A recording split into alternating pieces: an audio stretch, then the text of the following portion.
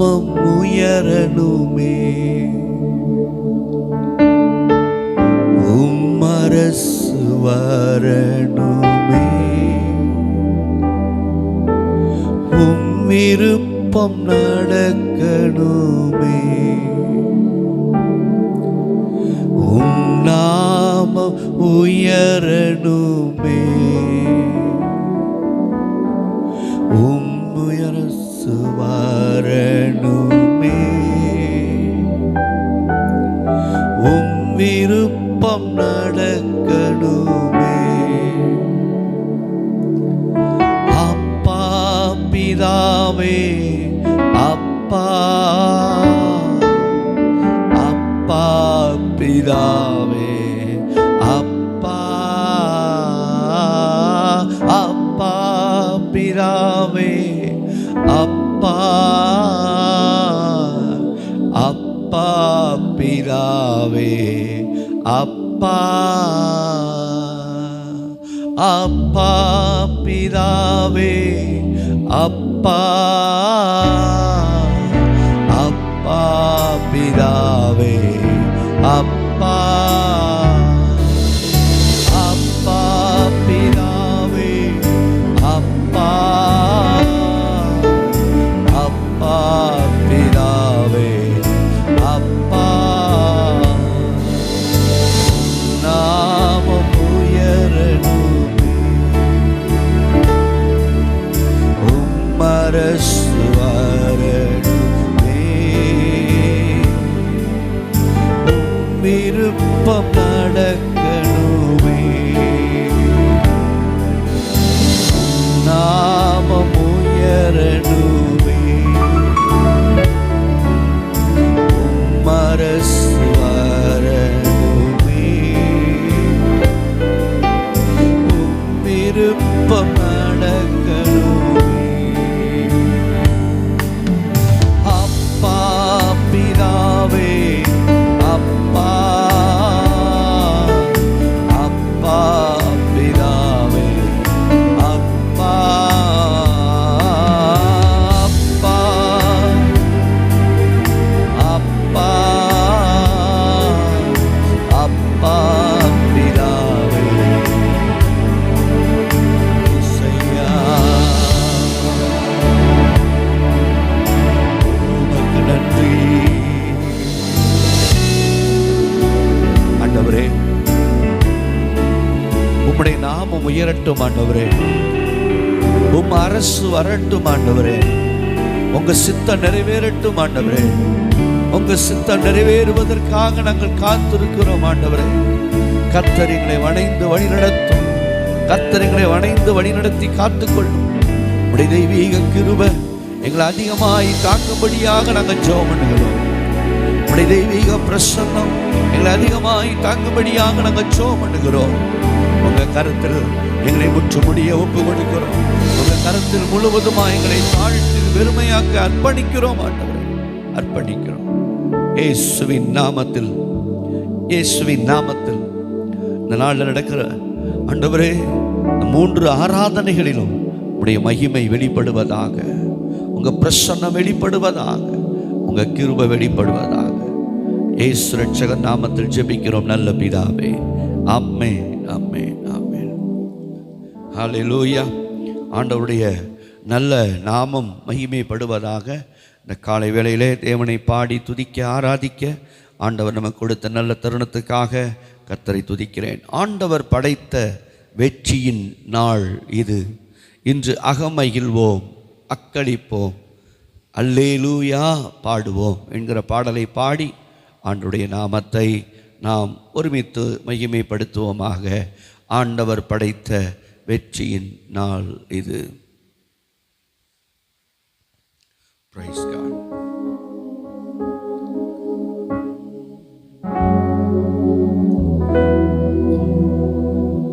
ஆண்டவர் படைத்த வெற்றியின் நாள் இது. இன்று அகமகிழ்வோ, அக்களிப்போ, அல்லேலூயா பாடுவோ. இன்று அகமகிழ்வோ, அக்களிப்போ, அல்லேலூயா பாடுவோம். அல்லேலூயா தோல்வி இல்லை, அல்லேலூயா வெற்றியுண்டு. அல்லேலூயா தோல்வி இல்லை, அல்லேலூயா வெற்றியுண்டு.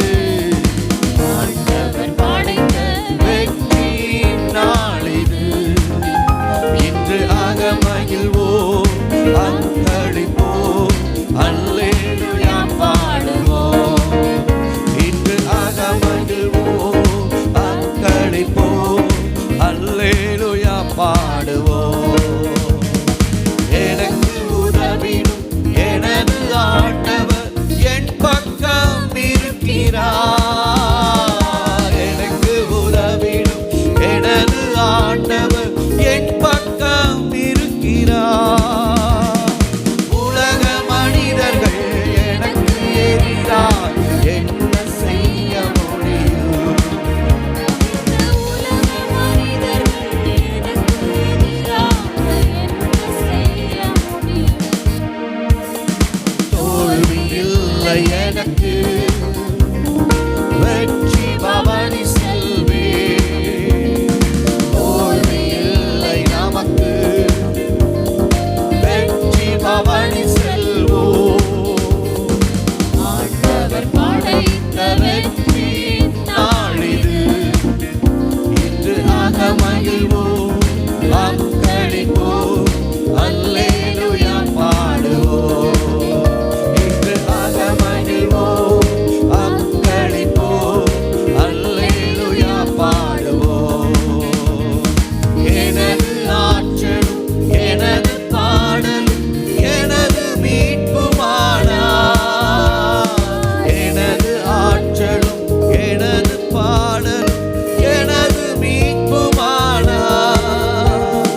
நீதிமான்களின் சமணத்தில் வெற்றி குரல் ஒலிக்கட்டும். நீதிமான்களின் சபைகளிலே வெற்றி குரல் ஒலிக்கட்டும். தோல்வி இல்லை எனக்கு, வெற்றி பவனி செல்வேன். தோல்வி இல்லை நமக்கு, வெற்றி பவனி செல்வோம். ஆண்டவர் படைத்த வெற்றி நாளிது, இன்று ஆக மகிழ்வோம், அக்களிப்போம், அல்லேலூயா பாடுவோம். இன்று ஆக மகிழ்வோம், அல்லேலூயா பாடுவோம். தள்ளப்பட்ட கட்டிடம் தாங்கிடும் மூளைகள் ஆயிற்று. தள்ளப்பட்ட கட்டிடம் தாங்கிடும் மூலைகள் ஆயிற்று. கர்த்தர் செயலிது அதிசயம் இது, கைதட்டி பாடுங்களே.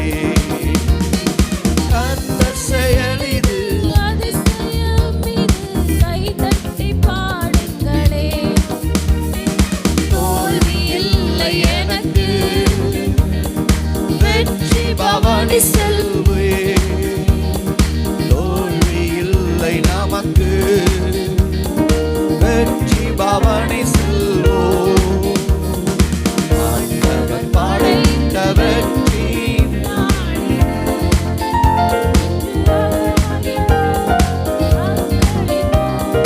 அல்லேலூயா பாடுவோம். இன்று ஆக மகிழ்வோம், அக்களிப்போம், அல்லேலூயா பாடுவோம். என்றும் உள்ளது உமது தேரன் என்று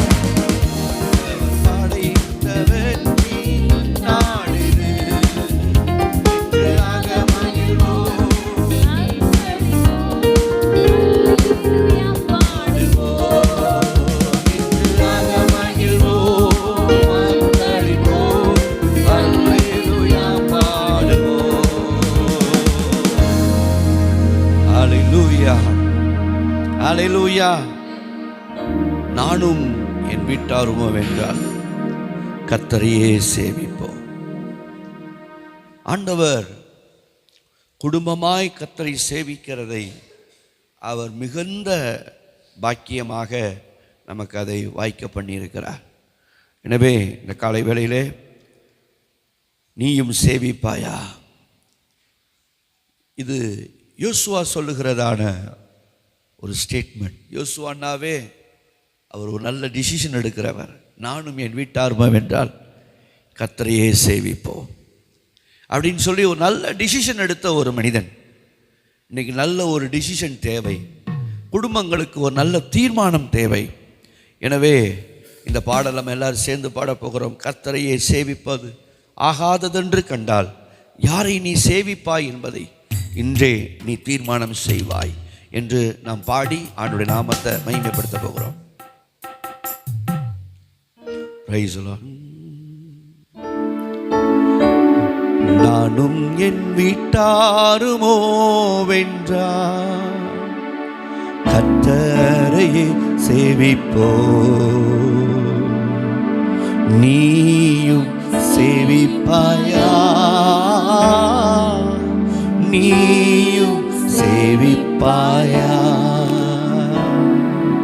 நீயும் சேவிப்பாயா? நீயும் சேவிப்பாயா? பாடுவோமாக எல்லாரும் சேர்ந்து கரங்களை தட்டி ஆண்டவருடைய நாமத்துக்கு மகிமை செலுத்தி.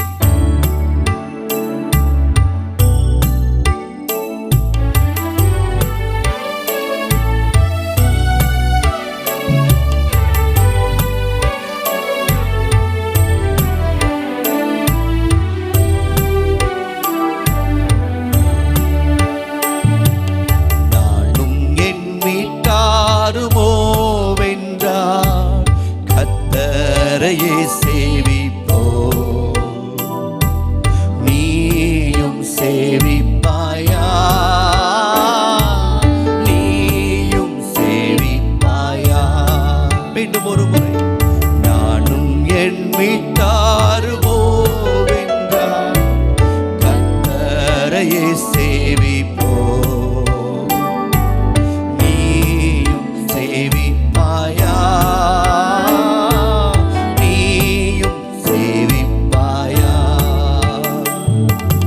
கர்த்தரையே சேவிப்பது ஆகாததென்று கண்டார், சேவிப்பது ஆகாததென்று கண்டார். யாரை நீ சேவிப்பாய் என்பதை இன்று தீர்மானம் செய்வாய். யாரை நீ சேவிப்பாய் என்பதை இன்று தீர்மானம் செய்வாய். நானும் என் வீட்டாருமோ வென்றால் கர்த்தரையே சேவிப்போம், நீயும் சேவிப்பாயா? நீயும் சேவிப்பாயா? நீயும் சேவிப்பாயா?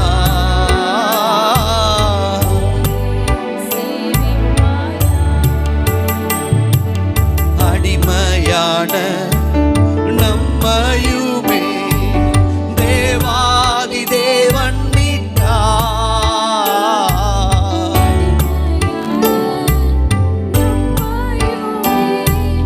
தேவாதி தேவன் மீட்டார். மாபெரும் அடையாளங்கள் செய்திட்ட கர்த்தரை சேவிப்பாயா? மாபெரும்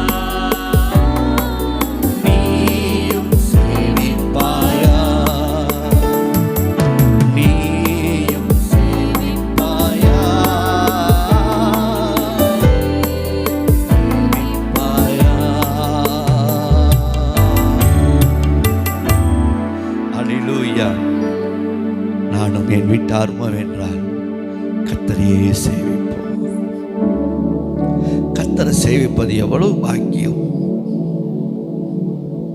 ஆண்டவரை சேவிக்கிறதுல எவ்வளவு பெரிய ஒரு மனரம்யம் கர்த்தர் நமக்கு தந்திருக்கிறார்.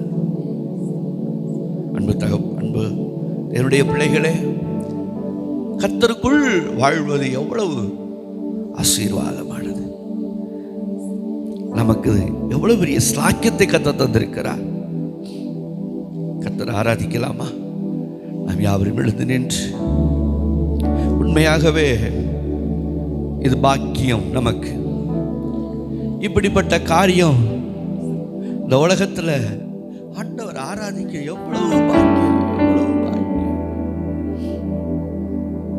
நம்ம எவ்வளவாய் கர்த்தர் சீர்படுத்தி, ஸ்திரப்படுத்தி, நிலைநிறுத்தி, பலப்படுத்தி பாதுகாத்து வருகிறார். அவருடைய அன்பு எவ்வளவு பெரியது, அவருடைய அன்பு எவ்வளவு அடைக்கலமானது, அந்த அன்புக்குள்ள எவ்வளவு ஆதரவு இருக்குது, அந்த அன்புக்குள்ள எவ்வளவு பாதுகாப்பு இருக்கிறது, அந்த அன்புக்குள்ள எவ்வளவு மனரம்யம் இருக்கிறது, நிறைவு, திருப்தி, எல்லாத்தையும் ஆண்டவர் தம்முடைய ரட்சிப்புக்குள்ள வைத்திருக்கிறாரே, தாம் கொடுத்த ரட்சிப்புக்குள்ள வைத்திருக்கிறாரே, மன நிறைவை வைத்திருக்கிறாரே, ஒரு திருப்தியை வச்சிருக்கிறாரே. அப்படிப்பட்ட நல்ல ஆண்டவரை ஆராதிக்க போகிறோம். ஹல்லேலூயா. அல்ல அல்ல குறையாத அன்பு, ருசிக்க ருசிக்க தேவிட்டாத அன்பு, சொல்ல சொல்ல முடியாத அன்பு, என் இயேசுவின் இணையில்லாத அன்பு. சில பாடல்கள் எல்லாம் நீங்க வெறுமையா பாடினா அது வெறுமையா இருக்கும், ஆனா அதை உணர்ந்து பாடினா அதுவே மகிமையா இருக்கும். ஆண்டவருடைய அன்பை அல்ல அல்ல குறையாது, அந்த அன்பு வற்றி போகாது, அந்த அன்பு வற்றி போகாது. ஒரு பக்தன் இப்படியே பாடுறார், அரபி கடல் வற்றினாலும் என் இயேசுவின் அன்பு வற்றி போகாதியா, பசிபிக் கடல் வற்றினாலும் என் தேவனுடைய பாசக்கடல் வற்றி போகாதையா. எப்படி உணர்ந்து பாடி இருக்கிறாங்க. அன்புக்குரிய தேவனுடைய பிள்ளைகளே, நம்முடைய அன்பின் ஆண்டவர், நம்முடைய தெய்வம் அன்பின் ஆண்டவர், அல்ல அல்ல குறையாத அன்புக்கு சொந்தக்காரர், அல்ல அல்ல குறையாத அன்புக்குரிய சொந்தக்காரர் அவர். நம்முடைய தேவனால் எல்லாம் ஆகும். நம்முடைய தேவன் நம்மை வாழ வைப்பார். நம்முடைய தேவன் நம்மை எல்லா நிலையிலும் உயர்த்தி ஆசீர்வதிக்க போதுமானவர். விசுவாசத்தோடு கூட ஆண்டவரே, இந்த கால வேளையில் அல்ல அல்ல குறையாத அந்த அன்பை நினைச்சு நாங்க கர்த்தரை ஆராதிக்க போகிறோம். ஆண்டவர் ஆராதிக்க போகிறோம், ஆண்டவர் ஆராதிக்க போகிறோம், ஆண்டவர் ஆராதிக்க போகிறோம். ஓ நன்றி, நன்றி ஆவியானவரே. ஹல்லேலூயா. அல்ல அல்ல குறையாத அன்பு, ருசிக்க ருசிக்க தேவிட்டாத அன்பு, சொல்ல சொல்ல முடியாத அன்பு, என் இயேசுவின் இணையில்லாத அன்பு. பாடுவோமா? அல்ல குறையாத அன்பு, ருசிக்க ருசிக்க தேவிட்டாத அன்பு, சொல்ல சொல்ல முடியாத அன்பு, என் இயேசுவின் இணையில்லாத அன்பு, இயேசுவின் இணையில்லாத அன்பு, பெயரை சொல்லி அழைத்த அன்பு, என்னை உயர்த்தி வைத்த உன்னத அன்பு,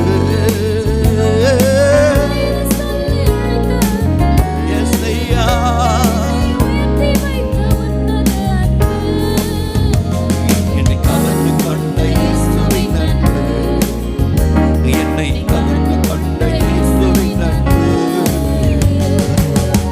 அல்ல குறையாத அன்பு, ருசிக்க ருசிக்க தேவிட்டாத அன்பு, சொல்ல சொல்ல முடியாத அன்பு,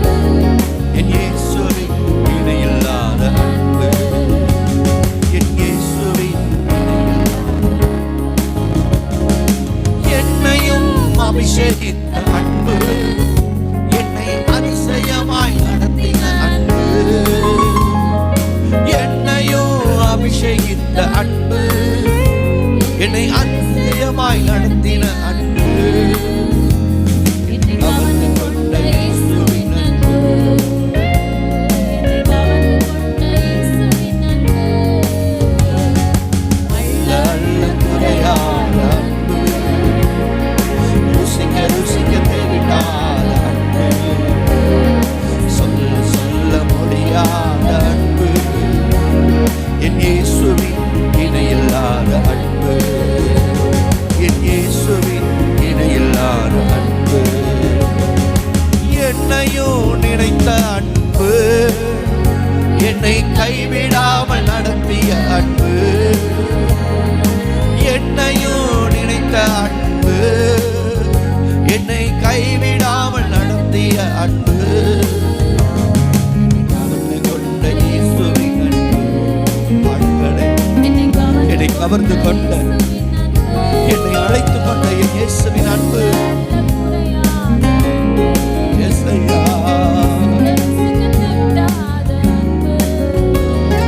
சொல்ல சொல்ல முடியாத அன்பு, என் இயேசுவின் இணையில்லாத அன்பு, என் இயேசுவின் இணையில்லாத அன்பு, சொல்ல அல்ல குறையாத அன்பு, ருசிக்க ருசிக்க தேவிட்டாத அன்பு, சொல்ல சொல்ல முடியாத அன்பு, என் இயேசுவின் இணையில்லாத அன்பு, என் இயேசுவின் ஊழியத்தை கொடுத்த அன்பு, என்னை ஊழியனாய் மாற்றின அன்பு, ஊழியத்தை கொடுத்த அன்பு, என்னை ஊழியனாய் மாற்றின அன்பு,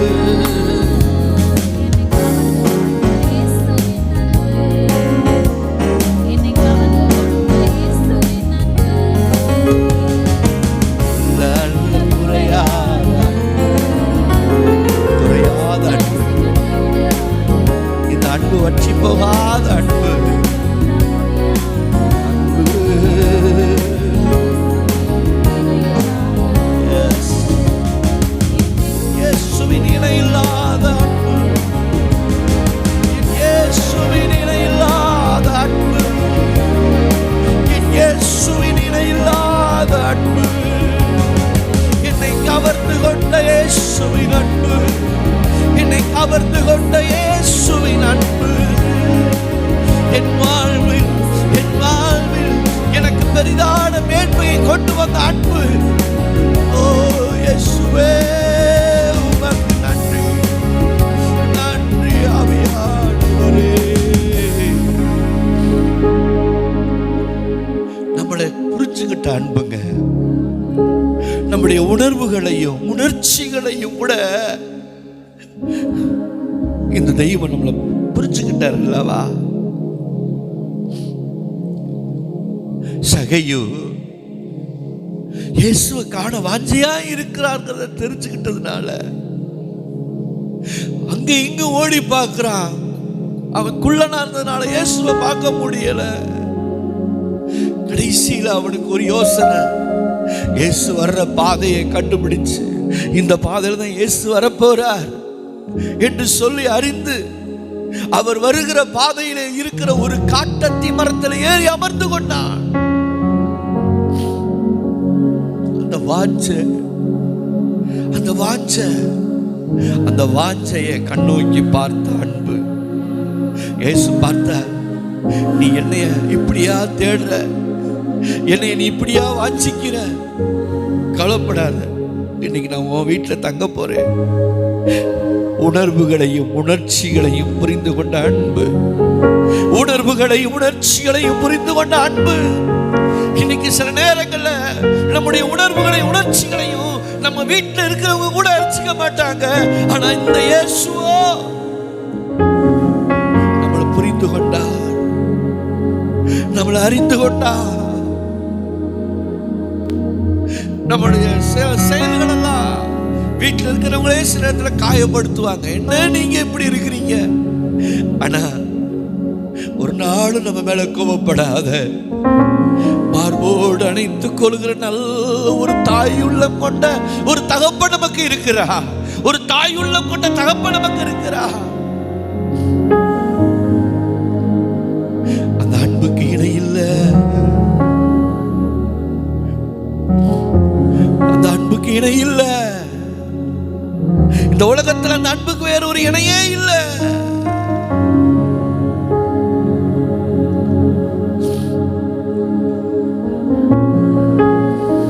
ஆண்டவர் சமூகத்துல அன்பே அன்பே அன்பே ஆருயிருவே ஆனந்தமானந்தமே.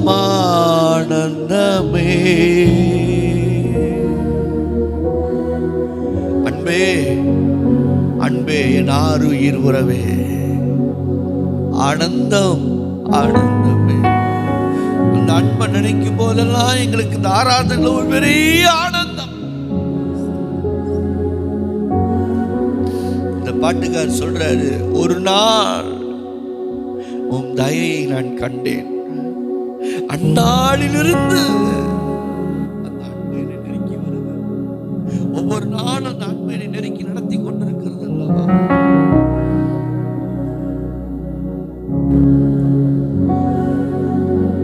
அன்பே அன்பே அன்பே ஆருயிருவே ஆனந்தமானந்தமே ஆனந்தமானந்தமே. ஒரு நாள் உந்தையை கண்டேனையா, அந்நாளில் என்னை வெறுத்தேனையா. ஒரு நாளில் கண்டேனையா, அந்நாளில் என்னை வெறுத்தேனையா. உந்தையை பெரிதையா என்மே, உந்தையை பெரிதையா, உந்தையை பெரிதையா என்மேல், உந்தையை பெரிதையா.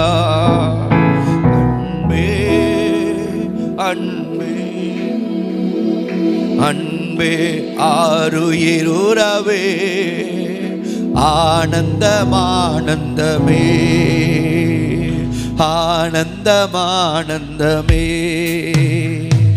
பரலோகத்தின் அருமை பொருளே நரலோக அன்பேனையா. பரலோகத்தின் அருமை பொருளே நரலோகரில அன்பேனையா. ஆழம் அறிவேனோ, அன்பின் ஆழம் அறிவேனோ, ஆழம் அறிவேனோ, அன்பின் ஆழம் அறிவேனோ. அன்பே அன்பே ஆருயிருவே ஆனந்தமானந்தமே. எல்லாரும் சேர்ந்து அமே. அழைத்தேன் பல நாள் உமையும் அறியா, மறந்தேன் தெரிந்த துரோகியா. அழைத்தேன் பல நாள் உமையும் அறியா, துரோகியை அடைத்தீர் அன்பாலே, என்னையும் அடைத்தீர் அன்பாலே, அடைத்தீர் அன்பாலே, என்னையும் அடைத்தீர் அன்பாலே. அன்பே அன்பே அன்புக்கு சொந்தக்காரரே, அன்புக்கு சொந்தக்காரரே, அன்பை மாத்திரமே ஆயுதமாய் கொண்டவரே, அன்பை மாத்திரமே ஆயுதமாய் கொண்ட என் இயேசு, அன்பை மாத்திரமே ஆயுதமாய் கொண்ட என் தெய்வமே, உம்மை ஆராதிக்கிறோம் ஆண்டவரே, உம்மை ஆராதிக்கிறோம் ஆண்டவரே.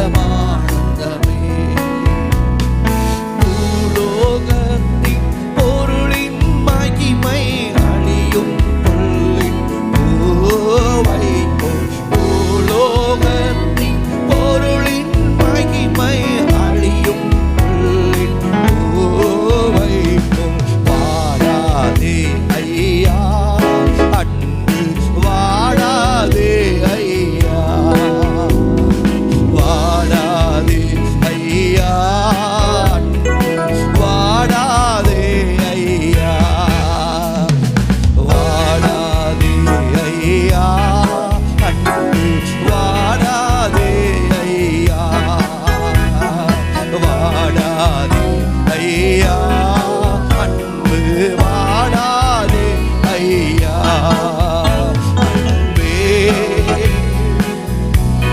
இயேசையா, அருளுணவே,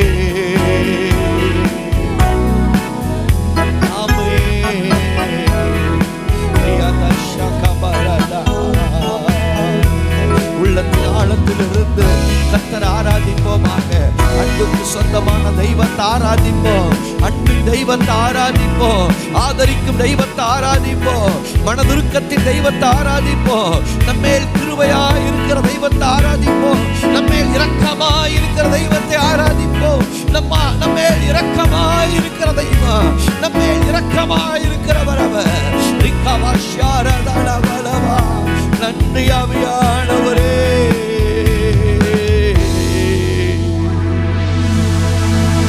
ஹல்லேலூயா. ஆவியானவரே, ஆவியானவரே, ஓர ஷரரபா, இயேசையா, ஓ தெய்வமே, ஹல்லேலூயா.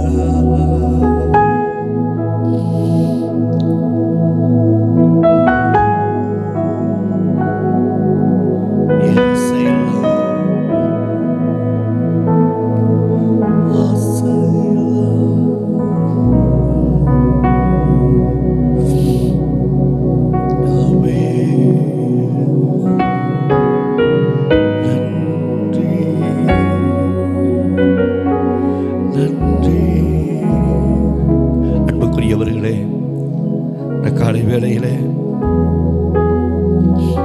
ஒரு அன்புள்ள தெய்வத்தை ஆராதிக்கிறோம். உலகத்துல இந்த கொடுப்பனை நிறைய பேருக்கு இல்லை, ஆனா உங்களுக்கு எனக்கு அந்த கொடுப்பனை வச்சிருக்கிறார்.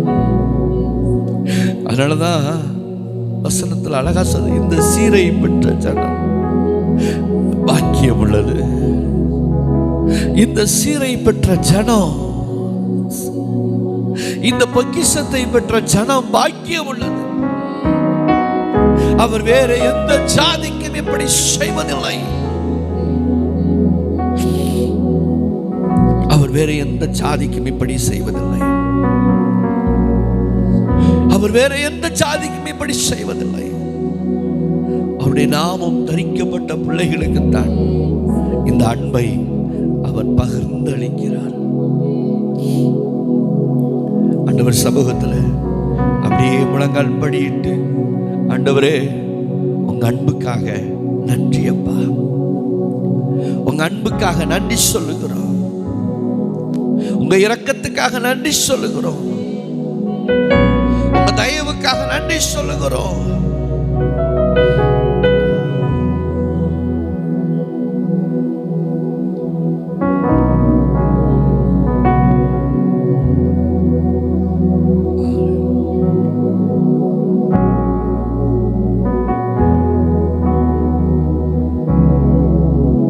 சமூகத்தில் ஒப்பற்ற என் செல்வமே,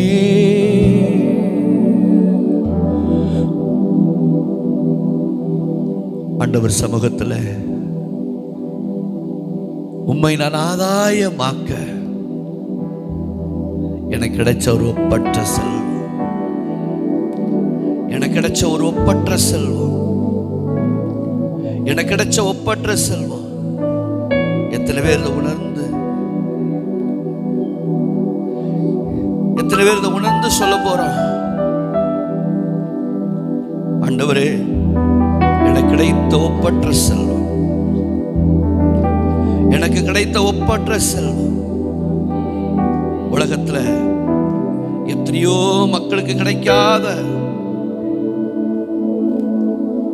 எத்தனையோ மக்களுக்கு கிடைக்காத, எத்தனையோ மக்களுக்கு கிடைக்காத இந்த ஸ்லாக்கியத்தை நாங்க பெற்றிருக்கிறோம். எல்லாரும் சேர்ந்து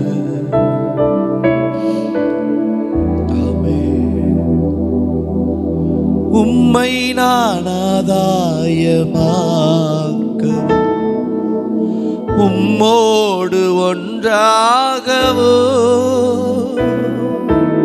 உம்மை நான் ஆதாயமாக்கவும் உம்மோடு ஒன்றாகவோ எல்லாமே குப்பையன எல்லாமே குப்பையன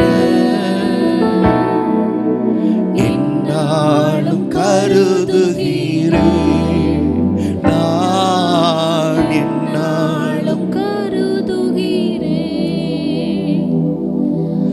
ஒப்பற்ற என் செல்வமே ஓ எந்தன் இயேசுநாதா ஒப்பற்ற என் செல்வமே ஓ எந்தன் இயேசுநாதா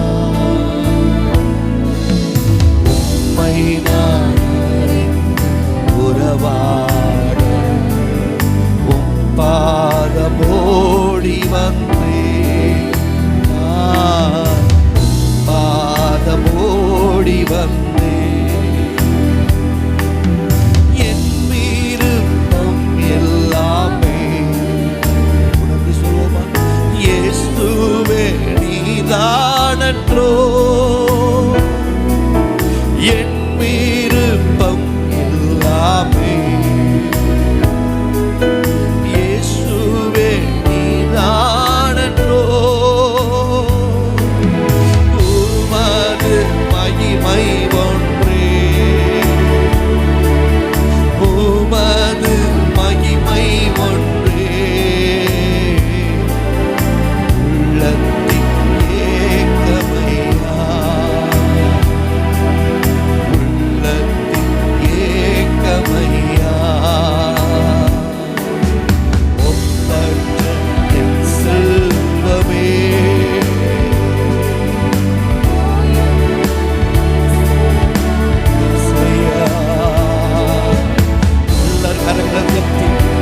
எனக்கு கிடைத்த ஒப்பற்ற செல்வம் என் வாழ்க்கையில கிடைத்த ஒப்பற்ற செல்வம் நான் பெற்றிருக்கிற 1000 பொன் வெள்ளியை பார்க்கிலும் நீர் விளம்பின வேதமே எனக்கு நல்லது நீர் விளம்பின வேதமே எனக்கு நலம் 1000 பொன் வெள்ளியை பார்க்கிலும் 1000 ஆஸ்திகளை பார்க்கிலும் நம் மேல் வைத்த அன்பு நம் மேல் வைத்த கிருபை நமக்கு தந்த ரட்சிப்பு எவ்வளவு பெரியது அன்புக்குரிய தேவனுடைய பிள்ளைகளே ஆவியிலே களி கூறுவோம் ஆவியிலே களி கூறுவோம் பரிசுத்த ஆவிக்குள் களி கூறுவோம் நாம் பெற்றிருக்கிற செல்வம் ஒப்பிட முடியாதவை ஒப்பிடப்படாதவை ஒப்பிடப்படாதவை இந்த உலகத்தில் இருக்கிற எதற்கும் அது ஒப்பிடத்தக்கது அல்ல இந்த உலகத்தில் இருக்கிற மகிமை எதற்கும் ஒப்பிடத்தக்கது அல்ல ஒரு ஒப்பற்ற செல்வத்தை நீங்கள் நானும் பெற்றிருக்கிறோம் ஒரு ஒப்பற்ற செல்வத்தை நீங்கள் நானும் பெற்றிருக்கிறோம் இந்த செல்வம் இந்த ஒப்பற்ற செல்வம் இந்த உலகத்துக்கு கிடைக்கல நமக்கு கிடைத்திருக்கிறது பாக்கியவான்கள் நீங்கள் நானும் பாக்கியவான்கள் ஆவியிலே களி கூர்ந்து ஆவியிலே களி கூர்ந்து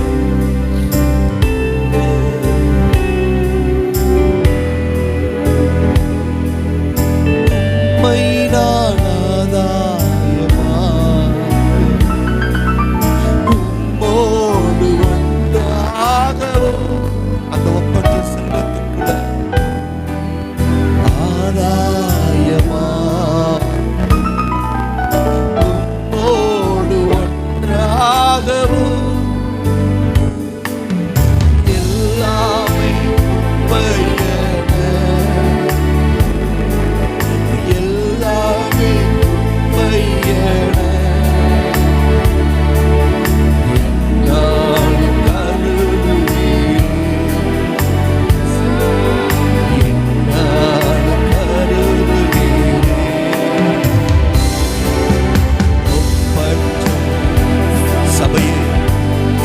பாடுவோமா ஆவியில பாடுவோமா பவுல் சொல்லுகிறார் அவரை அறிகிற அறிவின் மேன்மைக்கு அவரை அறிகிற அறிவின் மேன்மைக்காக எல்லாவற்றையும் நஷ்டம் என்று குப்பையுமாக எண்ணுகிறேன். அவரை அறிகிற அறிவுக்கு முன்னால இந்த உலகம் நஷ்டமாகவும் குப்பையுமாகத்தான் தோன்றும். காரணம், அது ஒப்பிடத்தக்கது அல்ல. இந்த மகிமைக்கு ஒப்பிடத்தக்கது அல்ல. இந்த புகழ்ச்சிக்கு ஒப்பிடத்தக்கது அல்ல. இந்த புகழ்ச்சிக்கு ஒப்பிடத்தக்கது அல்ல. அவருடைய அபிஷேகமே வேறு, அவருடைய வல்லமையே வேறு. அதற்கு இது ஒப்பிடத்தக்கவை அல்ல. ஆண்டவரே,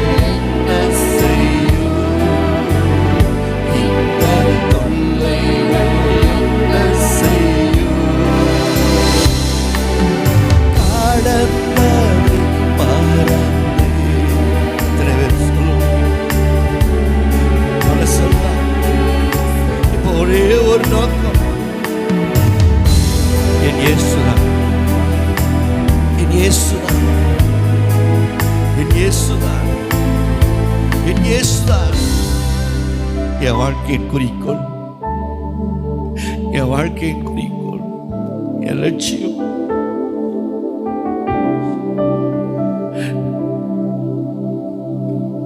நம்ம எல்லாரும் சேர்ந்து ஆவியில் அந்த வார்த்தை அறிக்கப்பட்டுவோமா? கடந்ததை மறந்தே கண் முன்னால் இயேசுதா, கடந்ததை மறந்தே கண் முன்னால் இயேசுதா, தொடர்ந்து ஓடுவே, தொடர்ந்து ஓடுவே. இந்த தொல்லைகள் என்ன செய்யும்? இந்த தொல்லைகள் என்ன செய்யும்? ஆமாண்டவரே, எனக்கு கிடைத்த ஒப்பற்ற செல்வம், எனக்கு கிடைத்த ஒப்பில்லாத செல்வம்,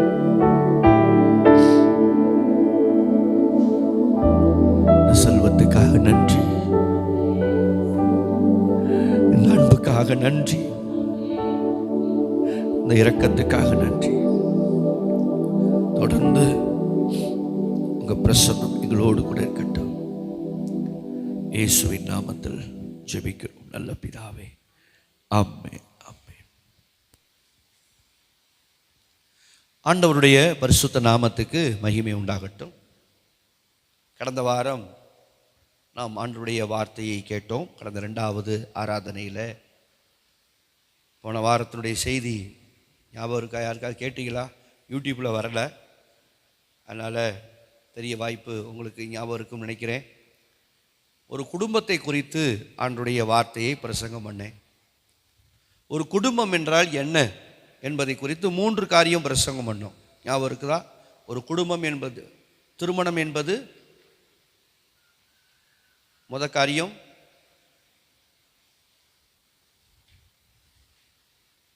மூன்று காரியம் சொல்லப்பட்டது. அதாவது ஆண்டவர் திருமணத்தை அவரே ஏற்படுத்துகிறார். இன்னைக்கு நிறைய பேர் அந்த திருமணத்தை அவர்கள்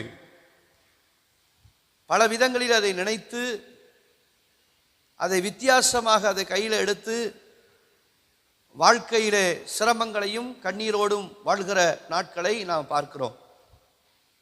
ஆனால் ஆண்டவருடைய வார்த்தை தெளிவாக சொல்லுகிறது, திருமணத்தை தேவனே ஏற்படுத்தினார், அந்த திருமணம் பரிசுத்தமாய் இருக்க வேண்டும் என்று கர்த்தரே சொல்லியிருக்கிறார். அல்லேலூயா. எனவே முதலாவதாக திருமணம் என்பது தேவனுடைய பரிபூரணமான திட்டம். அது தேவனுடைய திட்டம். இரண்டாவதாக சொல்லுங்க, அது தேவனுடைய பூரிப்பு. திருமணம் என்பது தேவனுடைய பூரிப்பு. மூன்றாவதாக தேவனுடைய தேவனே இணைத்தது. அப்படிங்கிறது தான் 3 காரியத்தை பிரசங்கம் பண்ணேன். இந்த பிரசங்கத்தை நீங்கள் கொஞ்சம் உற்று கவனித்தவங்களுக்கு இன்னொரு சந்தேகம் வந்திருக்கும். அப்போ திருமணத்தை கர்த்தரிடத்தில் இருந்து தான் நம்ம பெற்றுக்கொள்ள வேண்டும்.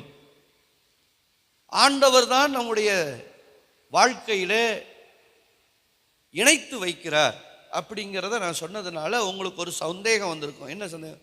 இப்போ நாங்கள் ஏற்கனவே திருமணம் ஆயிட்டோமே, அப்போ நாங்கள்லாம் உண்மையாகவே தேவ சித்தத்தின்படி தான் இணைக்கப்பட்டிருக்கிறோமா? அப்படி இல்லைன்னா என்ன செய்ய அப்படின்னு ஒரு டவுட் வந்திருக்கும். இல்லை சட்டசபையை கலைக்கிற மாதிரி கலைச்சிக்கலாமா?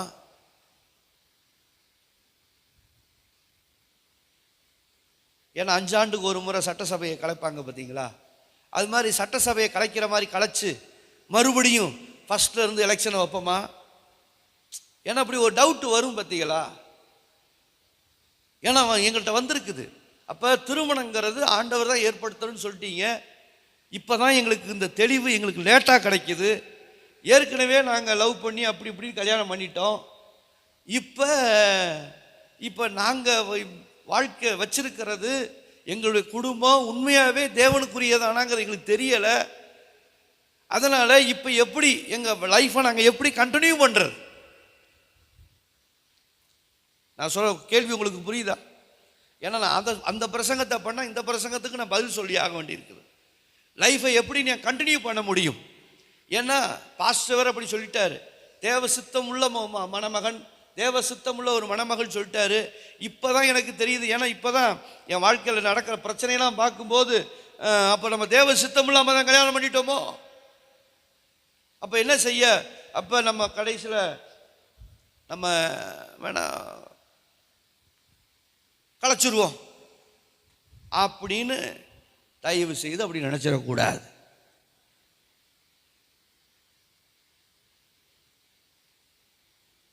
அதைத்தான் இன்னைக்கு பிரசங்கம் பண்ண போறோம். இன்றைய பிரசங்கத்தினுடைய தலைப்பு, பெற்றுக்கொண்ட வாழ்க்கையில தேவ சித்தத்தை நிறைவேற்றுவது எப்படி? அல்லேலூயா. பெற்றுக்கொண்ட வாழ்க்கையில தேவ சித்தத்தை நிறைவேற்றுவது எப்படி என்பதைத்தான் இந்த காலை வேளையிலே நாம் வசனத்தை தியானிக்க போறோம். என் அன்புக்குரிய கர்த்தருடைய பிள்ளைகளே, அப்ப நம்முடைய வாழ்க்கையிலே கர்த்தர் நமக்கு கொடுத்திருக்கிற இந்த குடும்பம், இந்த குடும்பமானது சில மேடுகள் இருக்கும், சில பள்ளங்கள் இருக்கும், சில கஷ்டங்கள் இருக்கும். அப்போ நம்ம தேவ சித்தம் தெரியாம தான் மேரேஜ் பண்ணிட்டேன், தேவ சித்தம் எனக்கு தெரியாம தான் நான் மேரேஜ் பண்ணிட்டேன், இப்போ நான் அதை குறித்து நான் ரொம்ப ஃபீல் பண்ணுறேன், அதனால எனக்கு இந்த வாழ்க்கை வேண்டாம், இந்த ஜீவி எனக்கு வேண்டாம், இந்த ஒரு மன வாழ்க்கை எனக்கு வேண்டாம் என்று நாம் ஒரு தவறான எண்ணத்துக்குள் வரக்கூடாது. எப்படி என்றால், எப்பவுமே நம்ம ஆண்டவர் ஒரு காரியத்தை ஏற்படுத்துறார், அதுல தவறும் பட்சத்தில் அதை அப்படியே விட்டுறதில்ல, அதுக்கு ஒரு இன்னொரு ஆல்டர்னேட்டிவையும் கர்த்தர் கொண்டு வர்றார். அல்லேலூயா. ஒரு உதாரணம் சொல்லட்டுமா? ஆதியாகமத்தின் புஸ்தகத்தை எடுத்துக்கொள்ளுங்களேன். ஆதியாகம புஸ்தகத்தில் 3ஆம் அதிகாரத்தில்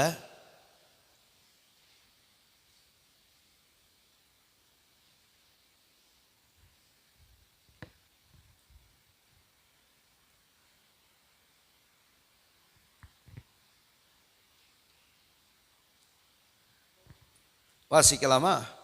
10, 18, 19 வசனத்தை வாசிங்க. அது உனக்கு முள்ளும் குறுக்கும் முளைப்பிக்கும். வெளியின் பயிர் வகைகளை புசிப்பாய்.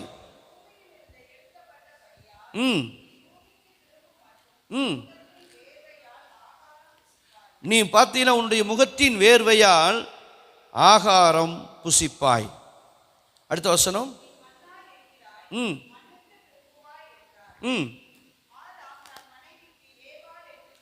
ஆதாம் தன் மனைவிக்கு ஏவாள் என்று பெயரிட்டான். அவள் ஜீவனுள்ளோருக்கெல்லாம் தாயானவள். அடுத்த வசனம். தேவனாகிய கர்த்தர் ஆதாமுக்கும் அவன் மனைவிக்கும் தோல் உடைகளை உண்டாக்கி அவர்களுக்கு உடுத்தினார். இங்கே பார்த்தீங்களா, இங்கே ஆதாமையும் ஏவாளையும் ஆண்டவர் மகிமையில் வச்சிருந்தார்.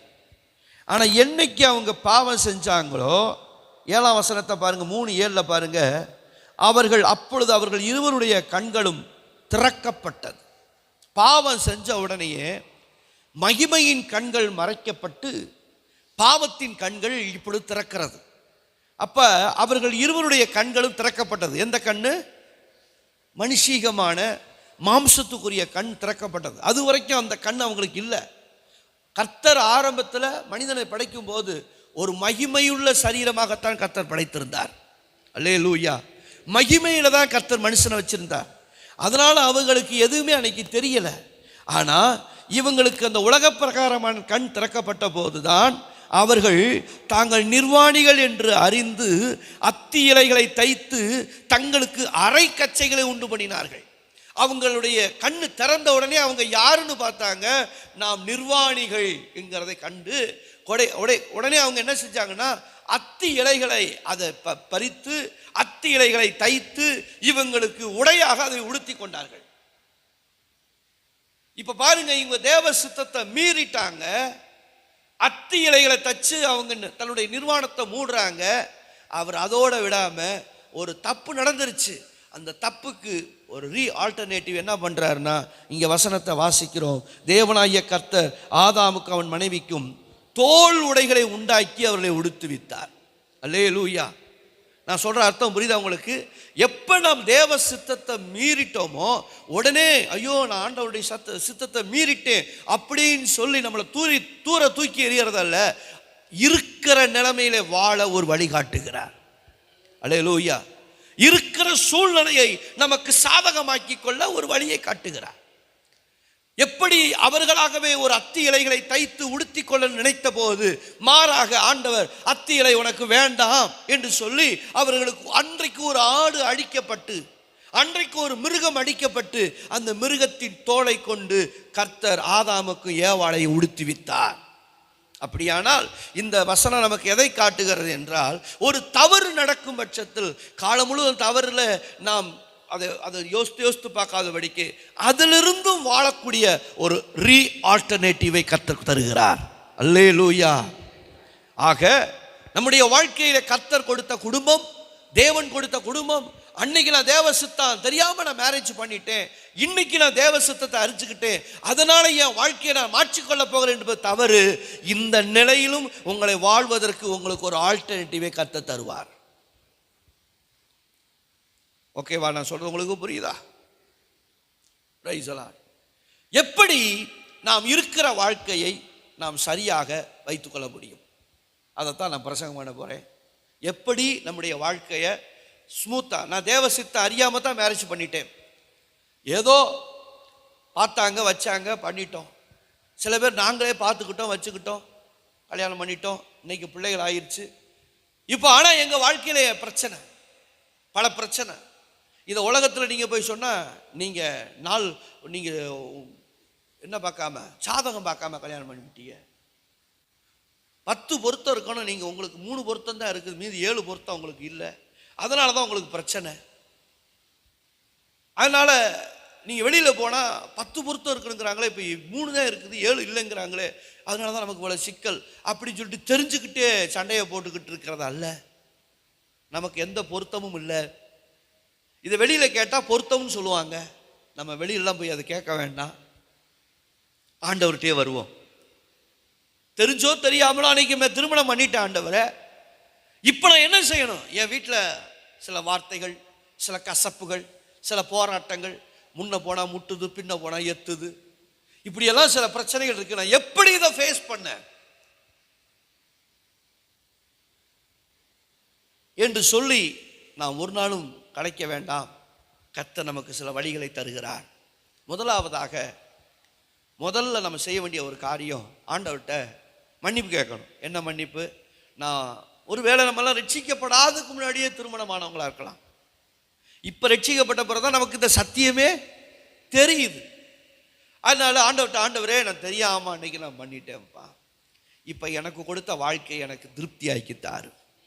அல்லேலூயா. முதல்ல ஒரு பாவ அறிக்கை பண்ணி அதுக்கு ஒரு ஜெபம் பண்ணோம்னா, நான் தெரியாமல் பண்ணிட்டேன், எத்தனையோ பாவங்களை என்னை மன்னிச்சிங்க, இதையும் மன்னிச்சு இப்போ என் வாழ்க்கையில் என்னை திருப்தியாக்கும்.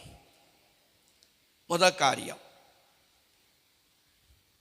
என் வாழ்க்கை, இவர் தான் என் கணவர், இதுதான் என் மனைவி அப்படிங்கிற ஒரு நிலைப்பாட்டில் என்னை முதல்ல நிறுத்துங்க ஆண்டவரே. இன்னைக்கு குறிப்பாக சொல்லணும்னு சொன்னால், இந்த திருமண ஒழுக்கம் என்கிற விஷயத்தில் நான் கல்லுப்பட்டியில் பல தெருவில் குடியிருந்துட்டேன். ஆனால் நிறைய பேருக்கு இந்த ஒழுக்கத்தை நான் கண்கூட பார்த்த விஷயங்கள், நிறைய மனைவிகள் தங்கள் கணவருக்கு உண்மையாக இருப்பதில்லை, நிறைய கணவர்கள் தங்கள் மனைவிக்கு உண்மையாக இருப்பதில்லை. நான் சொல்கிறேன் என்னுடைய பிள்ளைகளே, திருமணம் என்பது அது தேவன் கொடுத்த விலையேற பெற்ற ஒரு அனுபவம். இதை நீங்கள் உலகத்தில் பெற முடியாது, அது கர்த்தர் கொடுத்தது. ஆனால் இந்த திருமண வாழ்க்கையை ஆண்டவர் சொல்றாரு, நீ அசுசிப்படுத்தாத. விவாகம் யாவருக்குள்ளும் கனம் உள்ளது, விவாக மஞ்சம் அசுசிப்படாதிருப்பதாக. விவாக மஞ்சம் அப்படின்னு சொன்னா விவாகத்தினுடைய தன்மை, விவாகத்தினுடைய மேன்மை நம்ம அசிங்கப்படுத்திடக்கூடாது. விவாகத்தினுடைய மேன்மை அசிங்கப்படுத்திடக்கூடாது. விவாகத்துல திருமணத்தை கர்த்தர் உயர்ந்த ஸ்தானத்தில் வச்சிருக்கிறார். திருமண வாழ்க்கையை கர்த்தர் யாருக்கு சொல்றார்? சபைக்கும் கிறிஸ்துவுக்கும் ஒப்பிட்டு சொல்லுகிறார். குடும்பத்தை எதுக்கு ஒப்பிடுகிறார்? கிறிஸ்துவுக்கும் சபைக்கும் ஒப்பிடுகிறார். வேற எதையும் கர்த்தர் இதில் கம்பேர் பண்ணல. எப்படி கிறிஸ்துவுக்கும் சபைக்கும் ஒரு நெருக்கம் இருக்கிறதோ அதுபோல குடும்பத்தை அந்த நெருக்கத்துக்குள்ளே கொண்டு வருகிறார். அப்படி இருக்கிறபடினாலே நான் சொல்ற ஒரு விஷயத்தை நல்லா கொஞ்சம் உள்வாங்கிக் கொள்ளுங்கள். நாம் எப்பொழுதும் நம்முடைய கணவனுக்கு நாம் உண்மையா இருக்க வேண்டும், நம்முடைய மனைவிக்கு நாம் உண்மையா இருக்க வேண்டும். கர்த்தரை முன்ன வச்சு யாருடைய பொருளையும் நாம் அபகரிக்க கூடாது, யாருடைய கணவரையும் நாம் அபகரிக்க கூடாது, யாருடைய மனைவியை நாம் அபகரிக்க கூடாது. அது பாவம், அது பாவம். வேதம் சொல்லுகிறது அது பாவம். என் வாழ்க்கை சரியில்லை, அதனால அந்த அம்மா பரவாயில்ல, அந்த வீட்டுக்கார் பரவாயில்ல, அவரை பேசாமல நம்ம வாழ்க்கையை துணை எடுத்துக்கலாமா அப்படின்னு ஒரு மதியின புத்தி பாவம். உங்க வாழ்க்கை தான் உங்களுக்கு, உங்க கணவர் தான் உங்களுக்கு, உங்க மனைவி தான் உங்களுக்கு. இதுல எந்த காம்ப்ரமைஸும் கிடையாது. No compromise. இதுல ஒரு நாளும் இதுல திருத்தங்கிறதே வரக்கூடாது. ஒரு ஆல்டர்னேட்டிவ்க்குள்ள இதுக்குள்ள கிடையவே கிடையாது. உங்களுக்கு கொடுத்த வாழ்க்கையில தான் நீங்க கடைசி வரைக்கும் வாழ்ந்து முடிக்க வேண்டும். அல்லேலூயா. அதனாலதான் கிறிஸ்தவ திருமண உடன்படிக்கையில சில பேர் சொல்லுவாங்க, கிறிஸ்தவ திருமண உடன்படிக்கையில அந்த பொண்ணு மாப்பிள்ளை உடன்படிக்கை கேட்கும்போது, நான் பிறர் முகம் பாராமல் இவருக்கே நான் மனைவியாய் இருப்பேன், இவருக்கே கணவனாய் இருப்பேன் அப்படின்னு சொல்லிட்டு அதில் இன்னொரு வார்த்தை வரும். அவர் ஒரு தீர்மானம் பண்ணுவார், என்னன்னா மரணம் வரைக்கும், என்னுடைய மரணம் வரைக்கும். சில பெரியவங்கெல்லாம் கூட சொல்லுவாங்க எங்கிட்ட, எங்க ஒரு திருமணம் அன்னைக்கு ஒரு நல்லது நடக்கிறப்ப ஏன் மரணங்கிற ஒரு அவசகுணமான ஒரு வார்த்தையை பயன்படுத்துறீங்க அப்படின்னு கூட சில பெரியவங்க எங்கிட்ட கேட்டிருக்கிறாங்க. ஏன் அப்படி மரணம் என்கிற வார்த்தையை, ஒரு அவசகுணமான வார்த்தையை பயன்படுத்திருக்கிறீங்களே அப்படின்னு. ஏன்னா எடுக்கிறது உடன்படிக்கை, இதில் நம்ம நெட்டுக்குட்டு பார்த்து ஒன்றும் பண்ண முடியாது. ஏன்னா தேவ சமூகத்தில் இந்த உடன்படிக்கையை பண்ணுறோம், நம்ம சத்தியம் பண்ணுறோம். திருமணம் ஆலயத்தில் வச்சு நடக்கும்போது அதனாலதான் வசனம் சொல்லுது, இங்கு கூடி வந்திருக்கும் யாவரும் சாட்சியாக நிற்க. இங்கு கூடி வந்திருக்கும் யாவரும் சாட்சியாக நிற்க. இன்னாராகிய நான், இன்னாராகிய உன்னை இன்று முதல் என் விவாக கணவராக ஏற்றுக்கொண்டு இன்பத்திலும் துன்பத்திலும் உடல் நலத்திலும் நோயிலும் நான் இவனுக்கே கணவனாயிருப்பேன். பிறர் முகம் பாராமல், பிறர் முகம் பாராமல் இவனுக்கே நான் கணவனாயிருப்பேன், இவருக்கே நான் மனைவியாயிருப்பேன். இந்த டீலிங் எது வரைக்கும்? என்னுடைய மரணம் வரைக்கும். அல்லேலூயா. ஆண்டவர் வச்சிருந்த ஒப்பந்தத்தை பாருங்க. மரணம் வரைக்கும் உள்ள அக்ரிமெண்ட் நம்ம போட்டிருக்கிறோம். மரணம் வரைக்கும் உள்ள அக்ரிமெண்ட், நம்முடைய சுவாசம் போகிற வரைக்கும் அக்ரிமெண்ட் நமக்கு உண்டு. இந்த அக்ரிமெண்ட்டை நம்ம தொலைச்சிடக்கூடாது. நம்ம கொடுக்கப்பட்ட வாழ்க்கையை விளையாடக்கூடாது. யாருடைய கணவரையும் எடுக்கக்கூடாது, யாருடைய மனைவியையும் எடுக்கக்கூடாது. ஆண்டவரிடத்துல தான். வாழ்க்கையில தப்பு நடந்துருச்சா, போ ஆண்டவர்கிட்டே போ, வேற எங்கேயும் போகாத. என்னை வாழ வைங்கப்பா, என்னை திருத்தி வாழ வைங்கப்பா. அதைத்தான் சொல்றாருல. அவங்க தப்பு பண்ணாங்க, அத்தி இலைகளை அவங்க தைத்தாங்க. கர்த்தர் பார்த்தார், சரி இருக்கிற நிலைமையில வாழ கத்துக்க அப்படின்னு சொல்லி தோல் உடைகளை கொடுத்து அவங்கள வாழ வச்சு பார்த்தார் ஆண்டவர். அல்லேலூயா. அன்றைக்கு ஏற்படுத்தின திருமணத்துல கர்த்தர் திருமணம் நல்லா தான் கொடுத்தார். ஆனா 2 பேரும் சேர்ந்து ஒரு தப்பு பண்ணிட்டாங்க. 2 பேரும் சேர்ந்து தப்பு பண்ணிட்டாங்க. இப்ப தப்பு பண்ணியாச்சு, அன்னைக்கே தூக்கி அழிக்கல. சரி வா, உனக்காக நான் ஒரு நாள் பலியாகி உன் பாவத்தை தீப்பேன், உனக்காக ஒரு நாள் பலியாகி உன் பாவத்தை தீப்பேன் என்று சொல்லி அன்னைக்கே ஒரு அவங்க உடுத்தின அத்தி இலைக்கு பதிலாக ஒரு தோல் உடைகளை உடுத்தி அவர்களை சரிபடுத்தினார் நம்முடைய ஆண்டவர். அப்படியானால் நன்றாய் கவனியுங்கள். திருமணத்தில் ஏற்பட்ட ஆரம்ப நாட்களில் ஏற்பட்ட அந்த தவறுகளை நினைத்து நாம் இப்பொழுது குறுக்கு வழி யோசிக்கக்கூடாது. குறுக்கு வழி யோசிக்கக்கூடாது. உங்களுக்கு கொடுத்ததுதான் கர்த்தர் கொடுத்தது. இப்போ ஆண்டவர்கிட்ட மன்னிப்பு கேட்டு, ஆண்டவரே என்னை மன்னிச்சிருங்கப்பா, இப்போ எனக்கு வாழ என்ன வழி அதை எனக்கு சொல்லித்தாங்க. முதலாவது ஆண்டவர்கிட்ட நாம் கேட்போம். முதலாவது காரியம். 2வது காரியம், ஒரு வசனத்தை வாசிக்கலாமா? வாசிக்க போகிறோம். மத்தேயு எழுதின புஸ்தகம், மன்னிக்கவும், லூக்கா சுவிசேஷம் 6:31 வாசிக்க. லூக்கா 6:31.